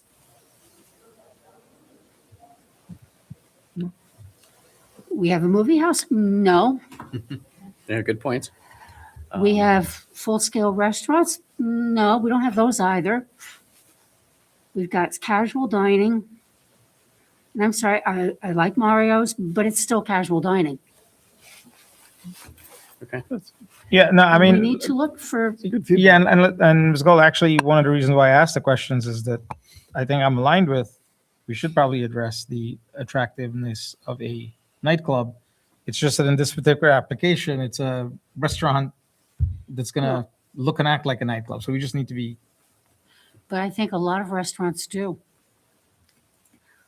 I've been in many restaurants that provide entertainment on a regular basis, whether it's a DJ coming in, somebody coming in with their keyboard and singing along to the right, but here accompaniment. looking to extend the hours, right? But And extend the validity. They're of the- restaurants, they're yeah. not nightclubs.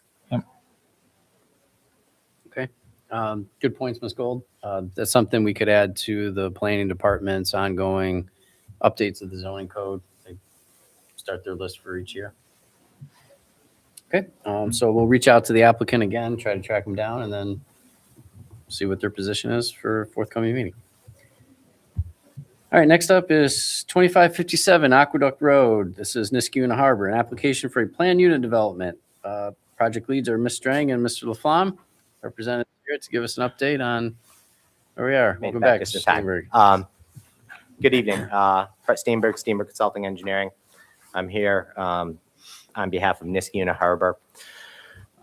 We're here seeking tentative zoning approval. We believe we've met all of the conditions as specified in the sketch plan requirements in section 220-36C of the town zoning code. Mr. Laflamme, Ms. Strang, you made yourselves available for us. We greatly appreciate the time and a couple of workshop meetings to go through so that we could provide you with as much information as we could to make you feel comfortable with a tentative zoning zoning referral to the town board at this point. I don't know what documents have been shared, but I see Ms. Robertson has what we've prepared that we're calling the land use plan. And one of the items that came out of our discussion was to kind of color code things so that you can see, what we're doing, what the land use is. As you can see, the concept plan is, pretty much essentially what it was the last time we were before this board with the 4 units. We did look at, and I know we talked about possibly merging a couple of the 8 units in lieu of the 4 units to get less buildings. Unfortunately, it really, with those driveways, you'd be surprised. It doesn't work. They take up a lot of space, and given the configuration of this land, it's very difficult. So what we put together is this land use development plan, which you can see, the blue is the community open space that we're proposing. That is all going to be owned, maintained by the homeowners association. The green is land that we would like to donate to the town of Niskuna for the extension of Aqueduct Park along the river. As we talked about, a dock and kayak launch at the west end of the property, and a parking area for the use of that launch. Obviously, we'll need to go through the process of obtaining permits from Parks and Rec and the Canal Corp for the crossings, because the Canal Corp owns the old canal bed, which you see is in white there. I know there have been a lot of discussions. Hey, listen, you're putting your stormwater in and around the wetlands. We've got to be able to put it somewhere. And what we've tried to create, and I think I expressed this at the last workshop meeting, is create as much large open space as we could in areas that we could. So you've got this large tract of blue running just what would be just north of the bike path where the pond resides. If you recall, the initial concepts had houses or condominiums along that pond.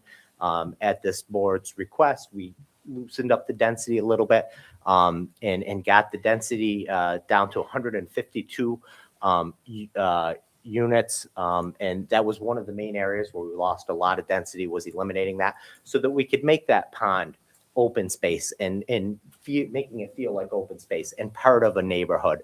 So that when you pull in and you drive along that pond and you see a little walking path, it becomes a park-like setting. But that forces us into utilizing some of those areas in and around that one wetland area, which you see in the center there, for the stormwater management areas. We have reviewed this project for wetland impacts. We have had, we got a negative determination by New York State DC, meaning that they're not going to take the wetlands on this property, that these are Army Corps, indeed Army Corps jurisdictional wetlands, which are under the town code required to have a 25-foot buffer. A lot of the impacts we have shown are only impacts because we're impacting the buffer area for those buildings and for the development of these ponds. We've shown access roads to the ponds from the site as would be required under the stormwater management plan. Am I saying this is a final design for stormwater management? Oh, no. We have not gotten to that point yet, but we're not going to go there until we have tentative zoning. So you may see some slight changes as we go through the planning process with regard to that, but we will get there. And, we are trying to maintain this amount of homes. We are trying to make it attainable housing for residents. We don't want to have, to lose so much density that the price rate jumps up, that people, that it's what everything else is, the other builders in the town right now, but the price point of homes in the town of Niskayuna is higher than anywhere else, or a lot of the other places in the capital district. I can't say anywhere else, but a lot of the other places in the capital district, rightfully so. But we're trying to make it so that we can do people moving into the town, or people who want to retire and be able to retire in a maintenance-free community within the town of Niskayuna, and maybe downsize, have their place in Florida or the Carolinas or Arizona, wherever they choose to winter, and have a place up here, which is absolutely a gorgeous climate in the summer. Right now, not so good. We were asked to look at, do we know any other developments that are like this? So I've put together a list. I'm trying to think. First 3 or 4 of them I actually was involved with. Actually, Putnam Woods I was not. Showing the unit mixes, the buildings, those, the ones in blue are the 4-unit buildings. Typical, not all the same as these buildings, different facades, different 2-car garages versus 1-car garages, but very similar type of unit, an up-down to 4-bedroom condominium. So basically, you have what people love about them is all the units have 3 exterior walls. So you don't have that center unit with just light in the front and light in the back. Becomes very, very, very popular. So those first 4 or 5 developments, the first first 4 are actually in Rotterdam, and the 5th one is in Colony. You can see the typical minimum setback from the road, how far these buildings are set back from the road. Personally, I think Putnam Woods, everything is too tight. I've driven through there many times. It's very tight, 10 to 12 feet between these buildings. It feels tight. We did not do that. When you bottom, you'll see we're much further apart with our building. I think we got the numbers in front of me here. I think I have 27 to 30. We're 27 to 30 feet apart. Those particular units, and our minimum, 27 to 30, our minimum setback to the road. Typical distance between the buildings is 30 to 40 feet, which is double what these buildings are at Putnam Woods. Homestead condominiums, again, you can see, you can see we're actually, in most cases, exceeding or at the level of some of these other developments, if you wanted to take a ride, if you haven't already, to review them. But those are the 4-unit buildings. The one thing about the condominiums at Canterbury Commons, they're 35 feet from the road, but those are actually Colony Town roads. So they're actually meeting a colony front yard setback in order to achieve those buildings. These are private roads that we're proposing these on. The ones in green are the larger buildings, the 8-unit buildings, more similar to the Vly Point buildings, although I believe the Vly Point are either 10 to 12-unit buildings. The same with Steeplechase at Malta and the Paddock at Saratoga. And you can see the distance between those buildings range between 20 to 30 feet, Vly Point being the furthest apart. We're proposing those buildings to be 30 feet apart, similar to Vly Point. Or 30 feet from the road. I'm sorry, I'm getting my columns confused. 30 feet from the road, similar to Vly Point, and 27 to 58 feet apart, which is, comparable, again, to the Vly Point building design. Steeplechase at Malta, they're a little bit further apart, but they're also closer to the road. They're only 20 feet from the road. And the same with the Paddocks of Saratoga. And they vary in distance apart. But those, again, are slightly larger buildings with 10 to 12 units in the buildings.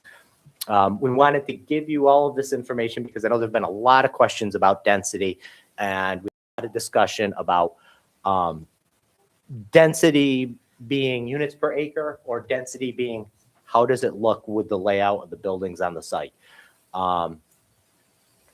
We did provide a plan with all of the setback distances between the buildings for you to look at, so that you could see how far those buildings are apart. I think, some things that might be maybe make looking at this plan difficult, a little more difficult, is, this is a 60 scale plan. So things look denser when you're looking at the magnitude of this scale.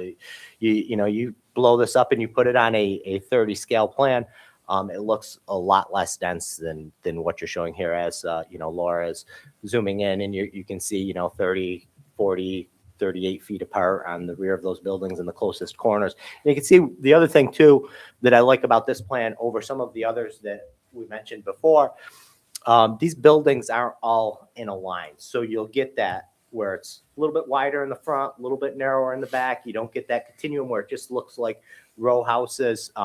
So I think, once you get on site and get the buildings built, the density won't feel like you're feeling that it's going to. We do have the townhomes out front, which I didn't have a good measure of ones to go by on that. But again, similar type, we did show some property lines on those because those actually will be townhomes. The residents will actually own the property themselves. So the area is not included in the open space. That would be deeded land for each homeowner, just to try to mix up the types of housing units.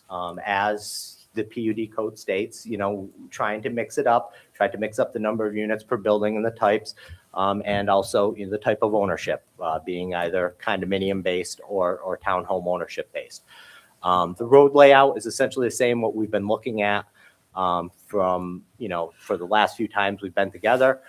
But I don't know, I don't really want to go through all of the requirements for sketch plan submission. If you wish, I can, but I believe we submitted that, and we did discuss that at our last workshop meeting, just trying to address the concerns of the planning department in their requests, just to go through and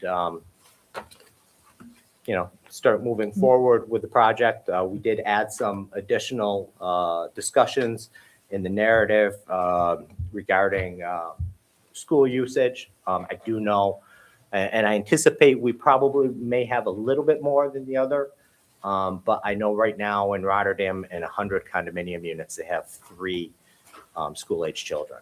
I anticipate we might get a little bit more here, and I'm hoping we do, because we would like to see some families be able to move into the area. But the school districts right across the nation are actually on declining enrollment, and looking at consolidation and all of that stuff because of declining populations in the United States. So we feel that, from an overall impact standpoint, private roads, private utilities, the development, what we're trying to achieve, we feel that this is the best scenario, and we appreciate the board's input as we've gone through many times before with you, and hoping that we can see our way forward to at least a tentative zoning approval in the near future. Thank you. Thank you, Brett. Thank you, Brett. Yeah, one top of mind question. In terms of the wetland impacts, what's your next steps on that? I know it's designated, Army Corps of Engineers, so. It would be, actually, once we get through final design, we would submit what's called a notice of intent to impact the wetlands. We're under 1/10 of an acre, so it would be under the nationwide permit process. And the Army Corps would have, I believe, is it 90 days to reply? And if they don't reply, you send them a letter. And in almost every scenario where I've been under the nationwide permit in the last 5 years, they haven't replied. You send them a letter stating you didn't reply, certified, and your impacts are permitted. Okay. And you're not? I'm not worried. You're not worried. Okay. And that's less than a tenth total. That's less than a tenth. Yeah. Which, and I'm gonna Recognizing that a lot has changed, with the federal government. Yes, and actually they're even becoming less restrictive from my understanding, but I'm not concerned about it. And we walked this site with DEC and Army Corps multiple times. And they had nothing but good things to say about the layout and the ability to mitigate the project around the wetland boundaries and achieve what we're trying to achieve.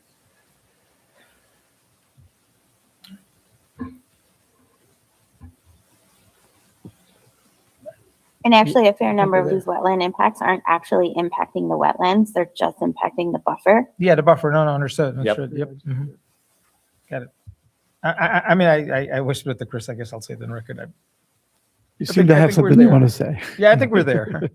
I appreciate it. Yeah, I would say we had a pretty good working workshop that I have to give it to you too for bringing the answers, listening to the feedback, anticipating what would be a reasonable response, and then going back after we spoke and reevaluate what you could do, only to find that there isn't much of a change, just more detail, which is what we asked for.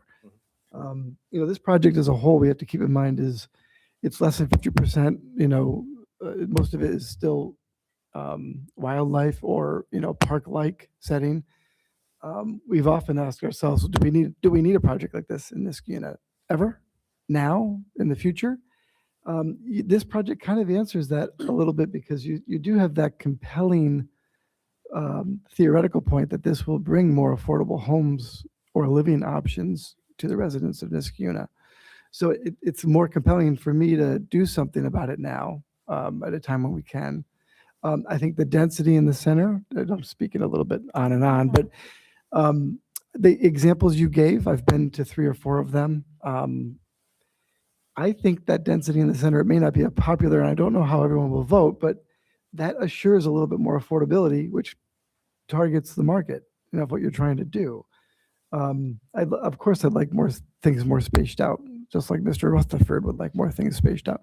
But I like that does bring more affordability to that portion of the project. You explained the concerns about impact to wetlands, and that's during the construction process, and you identified where that would be. Delineating the lines of the path, the footpaths, the commitment not to overdevelop those footpaths because that's not going to be aligned with the park-like setting and also may drive costs up. You've got water access, kayak launch, for the community. I don't know what you missed, other than whether or not this board agrees that this is the right project at the right time, and it fits. But certainly the land, it's a premier location. The CAC had made a great point. It's also a premier location for wildlife. We can't neglect that. But we're not putting 200 houses or dwellings on this land. So I think you're kind of considering that. And the numbers have to work. I'll just build on that. I think the layout looks good, and probably the reason to have some of the density, aside from the affordability of it, is you are preserving and maximizing that open green space. I like the way that the trails onto the parkland are looking, and hope as this progresses that there can be something with Office of Parks to highlight the barge canal and put something there that as a public space people can go and look and educate and explore the outdoors. The only, I guess, comment I'd have for consideration as this moves on is considering it's right next to the adjacent development, does the connection need to be gated? It's not a cut through for people to get from one place to another, and it might benefit like school buses and deliveries that are servicing one and going to the other to not have to go back out onto Aqueduct Road. And it just eliminates the need of having a gate that, snow might get plowed against and you need to open in the event of emergency. It just stays open. Can certainly review that as we go through the process.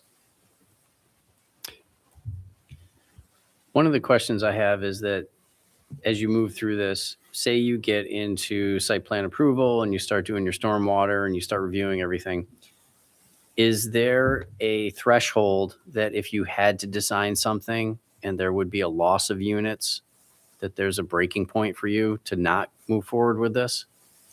No, that's why Okay. we're pushing for the tentative now. Feel comfortable with this. Okay. We do know that there could be some things lost along the way with the design. Mhm. This puts us at a very comfortable baseline on making something economically work and keeping things obtainable for a price point. Okay, so you've done enough legwork internally that if for some reason you lost a bank of units or had to reconfigure something, that's not a deal breaker, because the worst thing is you get so far down the road and then you do some of the, we call it second level engineering, and then you come back and you're like, oh, wait a minute. Yeah. And to Brett's point, looking at some of the other projects that he referenced, Mhm. we believe were spaced out, and a lot of that came from the direction of the board at proper distances with setbacks from the front yard, where even if we have to shift things a little bit here to make things work with the wetland setbacks and grading and topo and things like that, we'll be able to manage within the building programming. Yeah, your spacing between the buildings is correct. You did lock the file, so I couldn't actually digitally measure it, but I did it the traditional way. But, I do agree. I think that, your bending roads and your things like that is good. I'm buying more into that centralized located hub. I do like the fact that you did get rid of some of the crisscross that was there. It's cleaned up. There's the tree plantings that you have are good. Again, as we get through this, you've got random parking areas. Like there's 3 spots that are sort of like parallel parking right there on the one. Yeah, whether you need those or not, I don't know. You'll do your evaluations as you get through this. But I think generally overall, the spacing of everything seems to be pretty good. I agree. The swath along the river is fantastic. Anything that can kind of continue that lineal park is great. Making that connectivity down to the river, really take a hard look at that. The only other thing is, as you're going through that too, I know you have a clubhouse there. Seems very general, very small. I know on previous projects that's come back to be a big selling point, whether it's a recreation and workout center, or who knows, the next pickleball palace, something like that. It's just that's a good location for where it is next to the pond and how you take advantage of that. I see a lot of potential in that little area right there with the walking paths and everything. So again, I know that's just, it's I do coming. as well. I super seal. And it's something that I do want to talk about, because as we get further into the process, is that 25-foot buffer in that area and what is going to be permitted. The code is somewhat vague, says no development within the buffer. And I think there's maybe even some language about grading and things like that. But, when we look at nature trails and stuff like that, the nature is the shoreline of that pond. And if we're maintaining that path 25 feet off the shoreline of that pond, maybe we want to try to move it a little bit closer. And if there's any flexibility from the town to allow for that, that walking path to be a little bit closer than that 25-foot setback. And that's something I'd like to see if there's any wiggle room from a legal standpoint, a code standpoint that we can do. But that currently is within the 25-foot setback. I'm sorry, that's outside the 25. Outside. Yeah. But if you move it at all, So you can see that dotted line is the 25. Is the 25 foot. Because there's a fringe wetland buffer along that pond, as there are most Yes, I see standing what you're bodies of water. I appreciated the workshops. They were really informative and helped us take a little bit more of a deep dive into the details that we had our questions answered. I really appreciate that you took back what we gave you and made the adjustments and made the considerations. I think that made it a much better project, and I really like it. Right. I really do appreciate your time Yes. to do that. It really, I feel like it's a great way to get through a project, especially of this magnitude. Okay. Ms. Gold? I agree that the plan is looking better and better. Appreciate all the work on it. My big outstanding concern remains traffic. And I don't know at what point we get a traffic study. So we have a traffic study complete. We're just pending the report from Lansing. It was actually completed 2 weeks ago. But that's something we can share anytime now. They I know from their findings, showed that there's no mitigation needed There was no mitigation to the bike trail needed other than advance warning signage, very similar to the Rivers Ledge development next door. And no recommendation for signals or anything else for the driveway entrance. I look forward to reading the study. Absolutely. Yep. Okay, so I think at this juncture, we're going to collect a little bit more information from you, traffic study. It looks like we're zoning in on this final plan. And then in the process to make a recommendation, correct? Okay. Yeah, so the next formal step for you guys is to call for a public hearing. Mhm. I'm not sure if you're ready to do that or not, but but you could, while you're waiting for that other things, probably call for it potentially for the end of February again. Okay. Would the traffic, would the report be back by then? Yes, Yeah. I could get you folks a report this week. Okay. That way we All have right. the answers to the questions. Okay. So Laura, we could call for the resolution for the public hearing at the next meeting? Yeah, I can double check. I think because it's a PUD, you can just call for a public hearing. If Oh. you don't have to do a resolution. Okay. But I can double check on that for you. I think we did a resolution at the last one. Yeah, I Yeah. think we did a resolution. Did we? Yeah, we're big fans of resolutions, so. So Yeah, the which is Yeah. fine. next week is our next meeting. And Correct. I think we'll still have the ability for the 23rd's meeting to, right, Laura? If- Yeah, so you could call for a resolution on the 23rd to call for a public hearing. Correct. Yeah. So next week, Mhm. the 9th, we'll have resolution calling for a public hearing on the 23rd. Oh, on the 9th. Yeah, we could do that too. Yeah. Yeah, right? Yeah. Or- So that is, can you read? So we had to postpone our January meeting from the 26th to tonight. We have a regularly scheduled meeting on February 9th. So we're using there were some applicants that made that deadline. There's others that are open applicants that we're working with to try to get onto the next resolution, or I'm sorry, onto the next meeting agenda.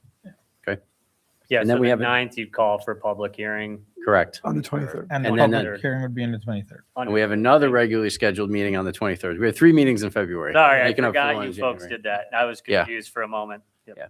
So if you look at the packet, we're a little off on our dates because we're carrying everything over. Mhm. So we've already got stuff established for the 9th. We're going to add some things to the meeting on the 9th. And then others that are eligible that are at this meeting are going to be on the 23rd as well. Well, I appreciate everybody doing the extra meeting. So, Yeah, and we'll do our absolute best. We are getting very time crunched on the 9th, but we'll do our best to Yeah. try okay. and squeeze on there. Okay. All right. That's it. I think that's good. All Thank you. right. Thank you for Thank all you your, so much. all your Thank efforts you. and work. Appreciate your time this evening. Thank you. Thank you again for all your. Of course. You as well. Thanks. And one other thing that Clerk and I were thinking is if people wanted to do a field walk where we went to some of the sites, the other sites that he mentioned. I know Chris said that he drove through some of them. But if people are feeling like they haven't had a chance to go out and they'd like some motivation, let us know and we might be able to schedule. I won't be able to do it, but we might be able to schedule maybe a triangle drive or something where you can see a couple of them. Take a picture of that little worksheet, and when you're driving around, you can stop by, and then you can Yes. expense it. Thank you, everyone. All right. Thank you. Okay, last up on discussion items is 3900 State Street, Matthews Kia. This is a site plan application to remove one single-family dwelling, combine 25 and 17 South Fagan Ave properties, and expand the existing automotive sales dealership. Mr. Laflamme is the project lead. Best for last, huh? Hello, Vince, Laura? I want to make sure that it is the best for last. Hey, welcome, Mr. Laura has Salvini. to drive home 2.5 You hours must after have- the yeah. meeting. Yeesh. Yeah, we We should can It's only 9:30. up the we should list. take that into consideration next time too. And That would you, be- you must be having deja vu. Yeah, I think we all are. Yeah. Welcome. We do love this end of the night intimate setting. There you go. But you guys have to have meeting fatigue at this point. So That's right. want to do one of those resolutions? We've That's had all right. some go into the next day, That's so. all right. It's only 9:30. Yes. Do you want to give us an update, Vince? Or? Certainly. So I'm Laura Casalia with CHA Consulting here on behalf of Matthews with Benny. So update on the project and the plan. So we did provide you with a complete site plan package for this meeting. And this one is a little more representative of what the plan you approved back in July with recommendation to the town board for the special use permit, and that was approved. So as you know, we've gotten the subdivision approval and the site special use permit from the town board. So now here for site plan approval. And just going through, trying to compare the two plans just to refresh your memory. A lot has stayed the same from what you have seen. And I know Benny was here for many meetings and hard work with you all to try to get to this point so that we could provide a plan that was both acceptable to the town, acceptable to Matthews for their operation, and then also acceptable to Kia, because there is a compliance review that they do have to go through for that.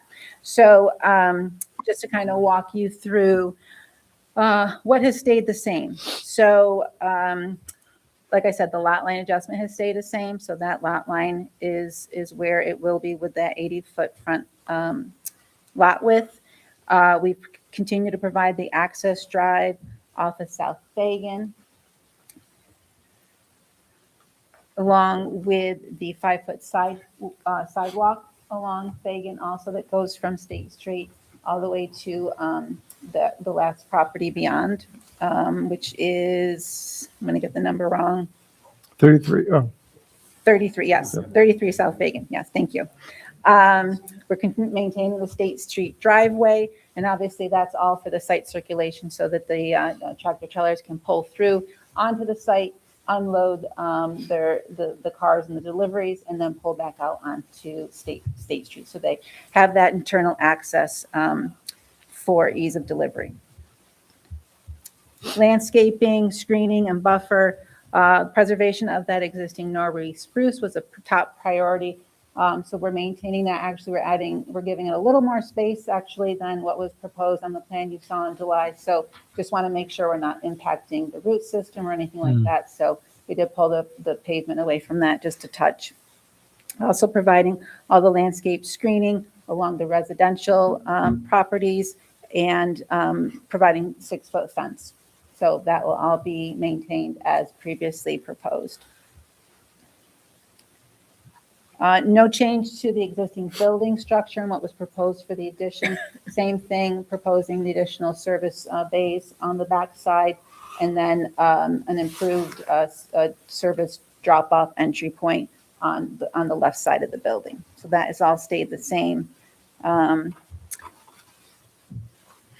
And we're, same thing, everything with the primary and secondary front setbacks, the rear setbacks, lot coverage, those are all remaining the same as previously proposed. Just quickly as a clarification, this color rendering wasn't part of our package. Yeah. But Laura, can you just confirm, is that drawing C401 or representative of that drawing? Yeah, it's just a colored version of It's just the C101. color version of that one? Okay. Yeah, I wouldn't normally show it, but it comes up better on the screen. 'cause Okay, it that's has the fine. color. That's fine. And I paid a lot of money for that. Good. Yeah. so Okay. it's really No, a combination of it's helpful. of the site plan plus the Honestly, landscaping. Okay. plan. That's for my team. I asked her to do that because we're our guys, businessmen. We can't see things until they're in color. No, it's understood. Yeah. Yeah. I think it's it's helpful. Yeah, Okay. yeah. All right. So- Continue, Much please. easier to correlate what's what. That's fine. Okay. Go ahead and continue. So you're going to get to what's different. So what's right? different? Parking, and that's not much different from what you saw. We actually have reduced it just slightly and just repositioned where cars are being parked. I know the big concern was having that lot down near the residential houses.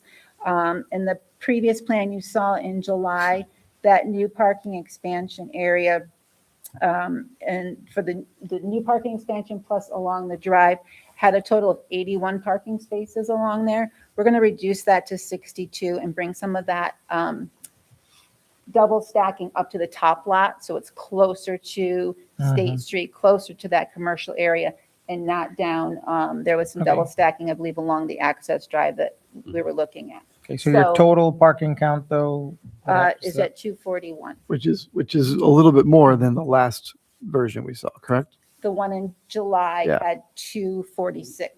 A little less, okay. Okay. Yeah, Not so, much. The double stacks, I thought the last version didn't have the double stack. so there was this, in between, there was the one that didn't have the double stack. But then when we tried to move parking around to get to a number to keep inventory there, I mean, I think Mr. Darpino brought it up last time. He's like, listen, we brought that up. Go for it. If you need it, go for it. So Yeah. we put it back in, Mhm. which helped us make more room around the tree, to save the tree. Yeah.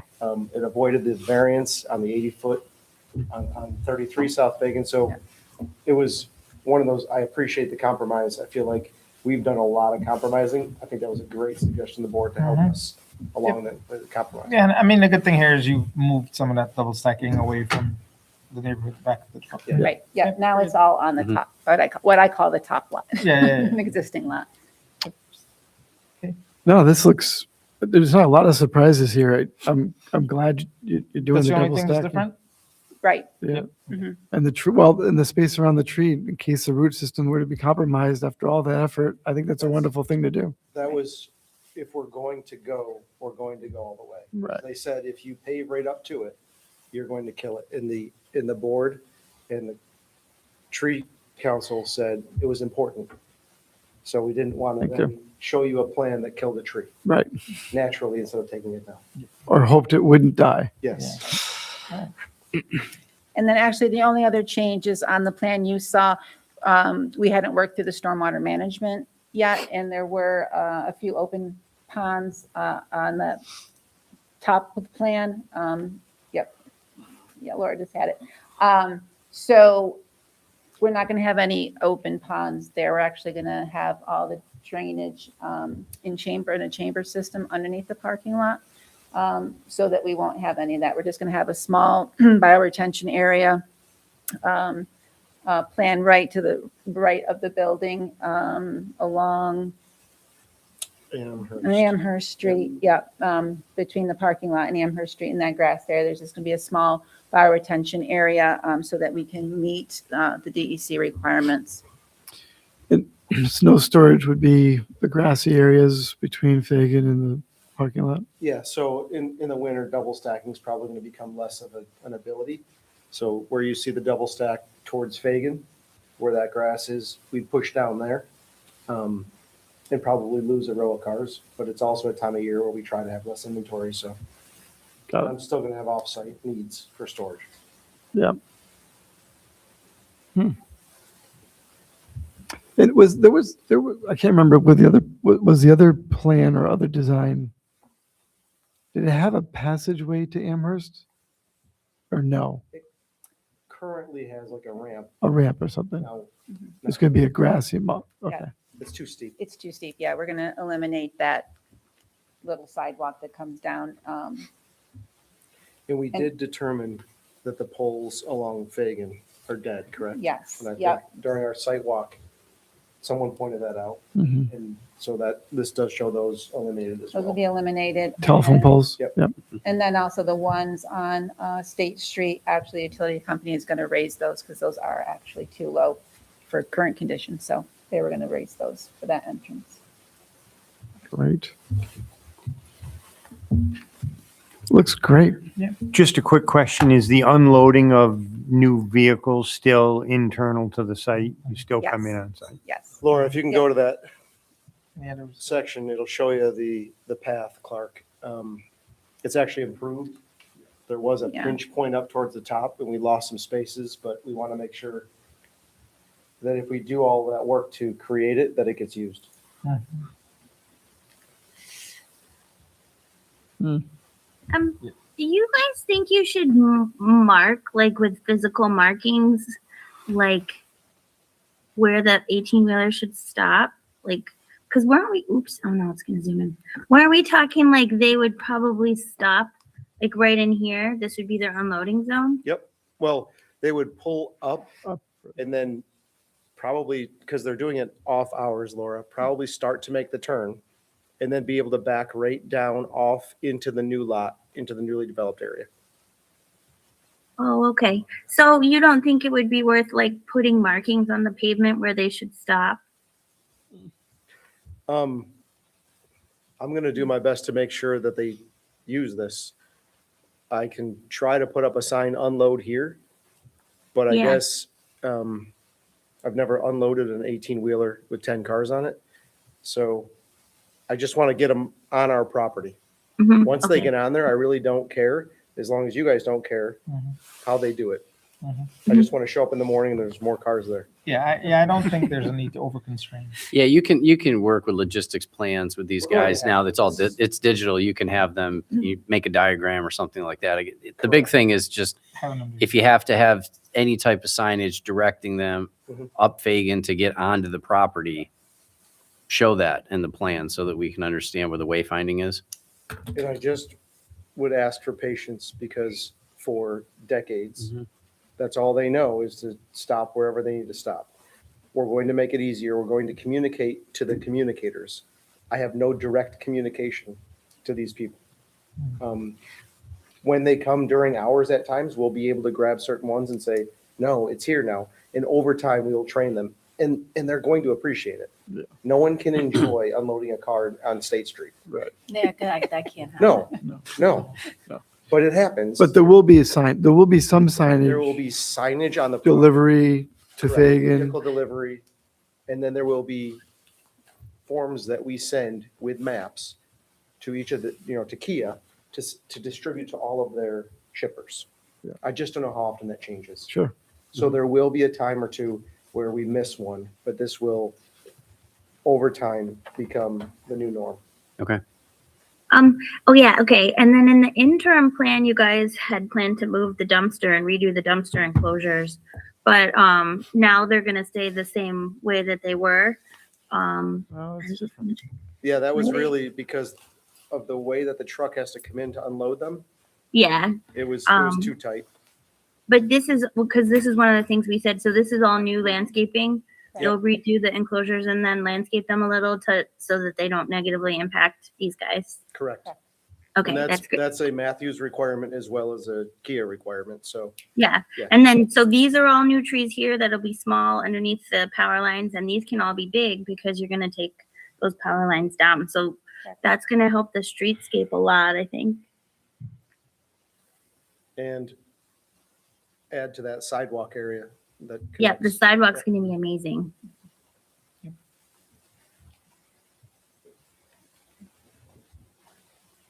And then, I don't know if you guys remember, but the Conservation Advisory Council, they did a recommendation on the special use permit, but wanted to get one last look at the site plan. So they are gonna look at it on Wednesday and do their final recommendation to the planning board. Laura, is there anything that they had on there that we haven't addressed that you think may come up? I think their big thing was the Norway spruce and the buffering. Yeah. So I'll show it to them. Yep. The green one helps a lot. Good. Yeah, Laura, and Laura, do we need any more of a review on the new water retention method? Yeah, that'll definitely have to go to the TDE. I remember Patrick McPartland always had some comment about the underground water retention areas that he had read about. I'm not 100% sure what it was, but I'll go back and find that and just have the TDE check, make sure that's okay. Yeah, I think you hopefully were expecting that, right? We'll just need to do a quick TDE and. Sure, to review the SWIP and the stormwater calcs, yeah, Yep. absolutely. Yep. So those underground detention basins, basically the dog houses that The you're chambers. proposing, yeah, the Mhm. chambers, they're a maintenance. You have to maintain them. So you have to watch your silt intake. There's ways to clean them. Mhm. It's just basically coming up with a maintenance plan to check them. Correct. We're using them at multiple dealerships now, Mhm. just because it's aesthetically nicer and you avoid standing water, which it's an improvement at an additional cost. It's Right. definitely more expensive and more maintenance going forward, but it works here because we need the space. Yeah, More I see you have a photo in the brochure. Do you have a photo from one of the other dealerships, how it finally ends up looking, or? It's actually being designed now in Okay. Syracuse. So we have two, a Kia dealership and a Nissan dealership next to each other that have Yeah. open water retention that we're putting underground. Underground. Yeah, maybe if you have not a requirement, recommendation. Nice to do. If you have a picture of what that construction would look like, the final installation. Are we It's just talking installation about first. underground? It's going to be a grid. Yeah, it's, It's gonna be yeah, a underground, but grid. I'm saying as he's constructing it. Just, Oh, okay. just to, Yeah. Yeah. If we get to, hopefully we. I have a hunch we're gonna see more of these. Yeah, they're quite popular, just for land use, trying to maximize your property. Yeah. And I appreciate the required maintenance. Unfortunately, all the stormwater methods require some sort of maintenance. They have their pros and cons. Yeah, make a YouTube video what's going on in Syracuse and find We us. should actually. It's, Yeah. it's 3 miles from Micron, which is why the land being paved is way more valuable than being a pond.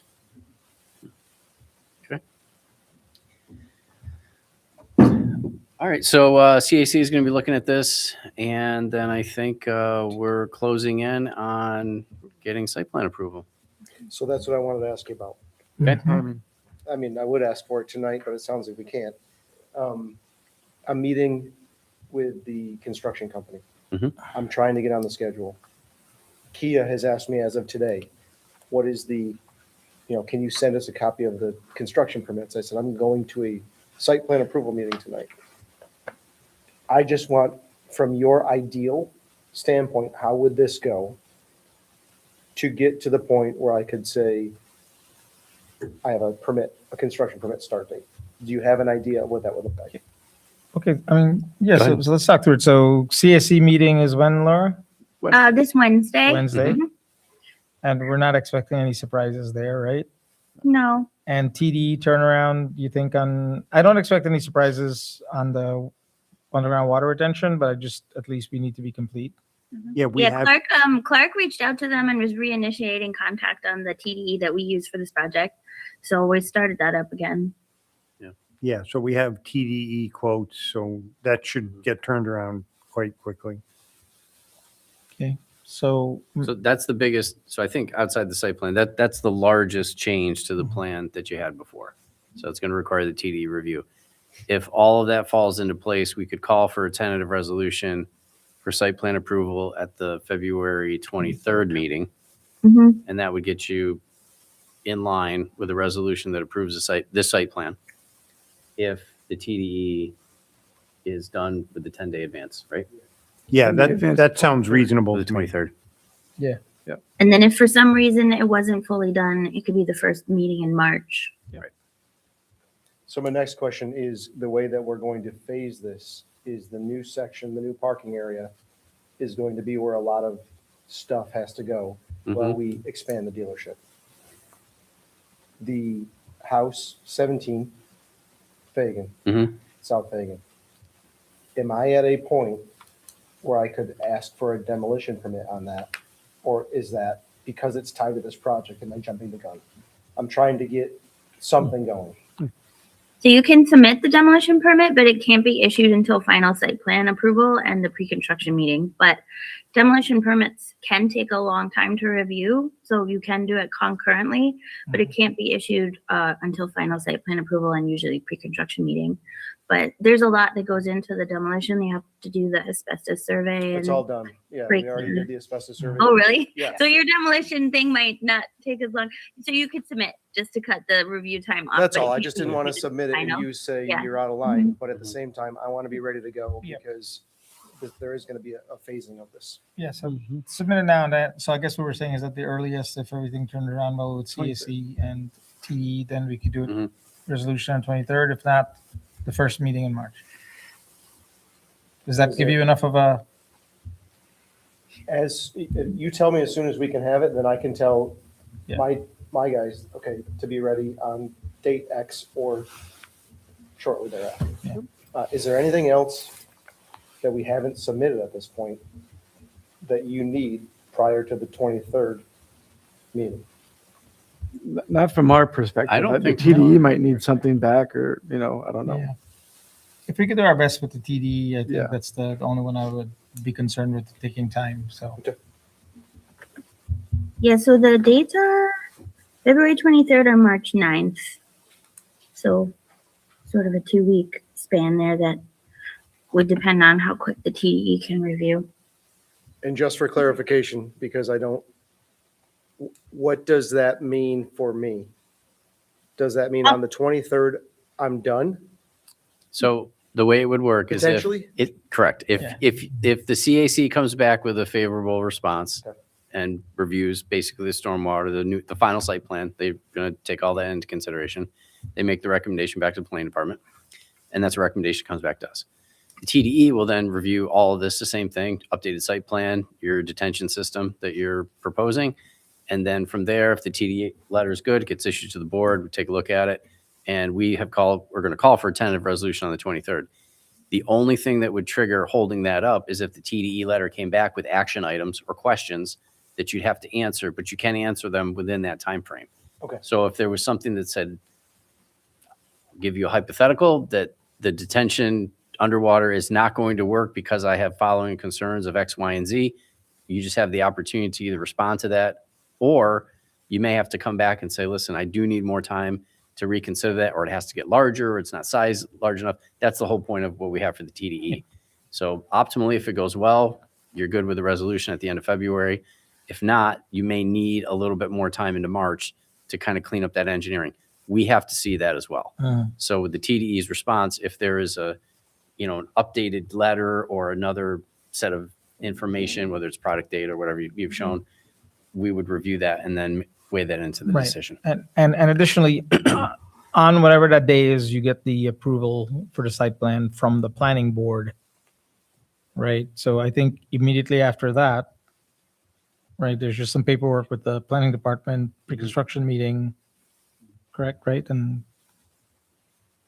That's kind of what I'm asking. I just want to make sure I'm not telling people that we're done and you say, and then that takes us to this next step.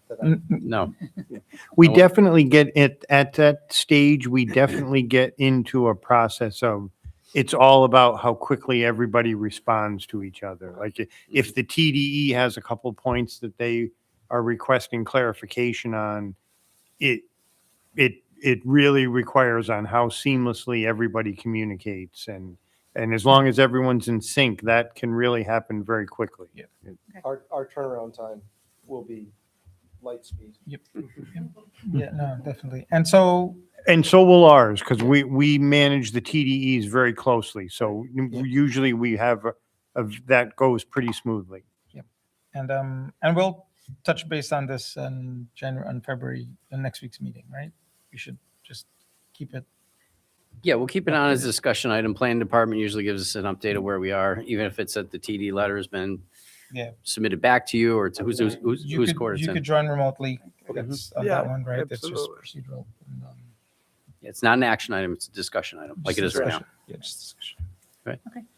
Well, we want to thank you. I know you've put a lot of work into Yeah. this. Yeah. It's been a long road, but it looks like we're getting pretty close. Yeah, we like to see final approvals too, and not to have it be in our agenda anymore also. Imagine. Yeah. It's going to be nice not to have 3,900 on there again. You know. For either of us. So, All right. okay. Thank you. Thank Thank all. you. Thank you. Okay. All right, that wraps up discussion items. So moving on to reports. And just a note, not to speed us along, but our videographer has to leave at 10. Oh, yeah? All So right. he can be at school tomorrow. Okay, we've got 10 minutes.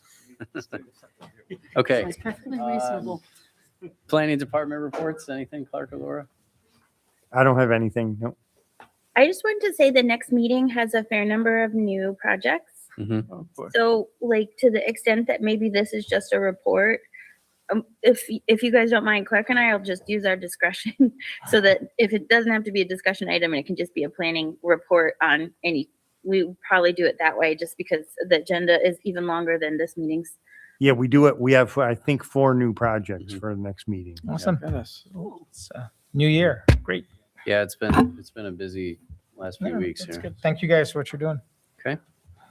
All right, moving on to commission business. Anybody have anything? All right. Get a motion to adjourn? So moved.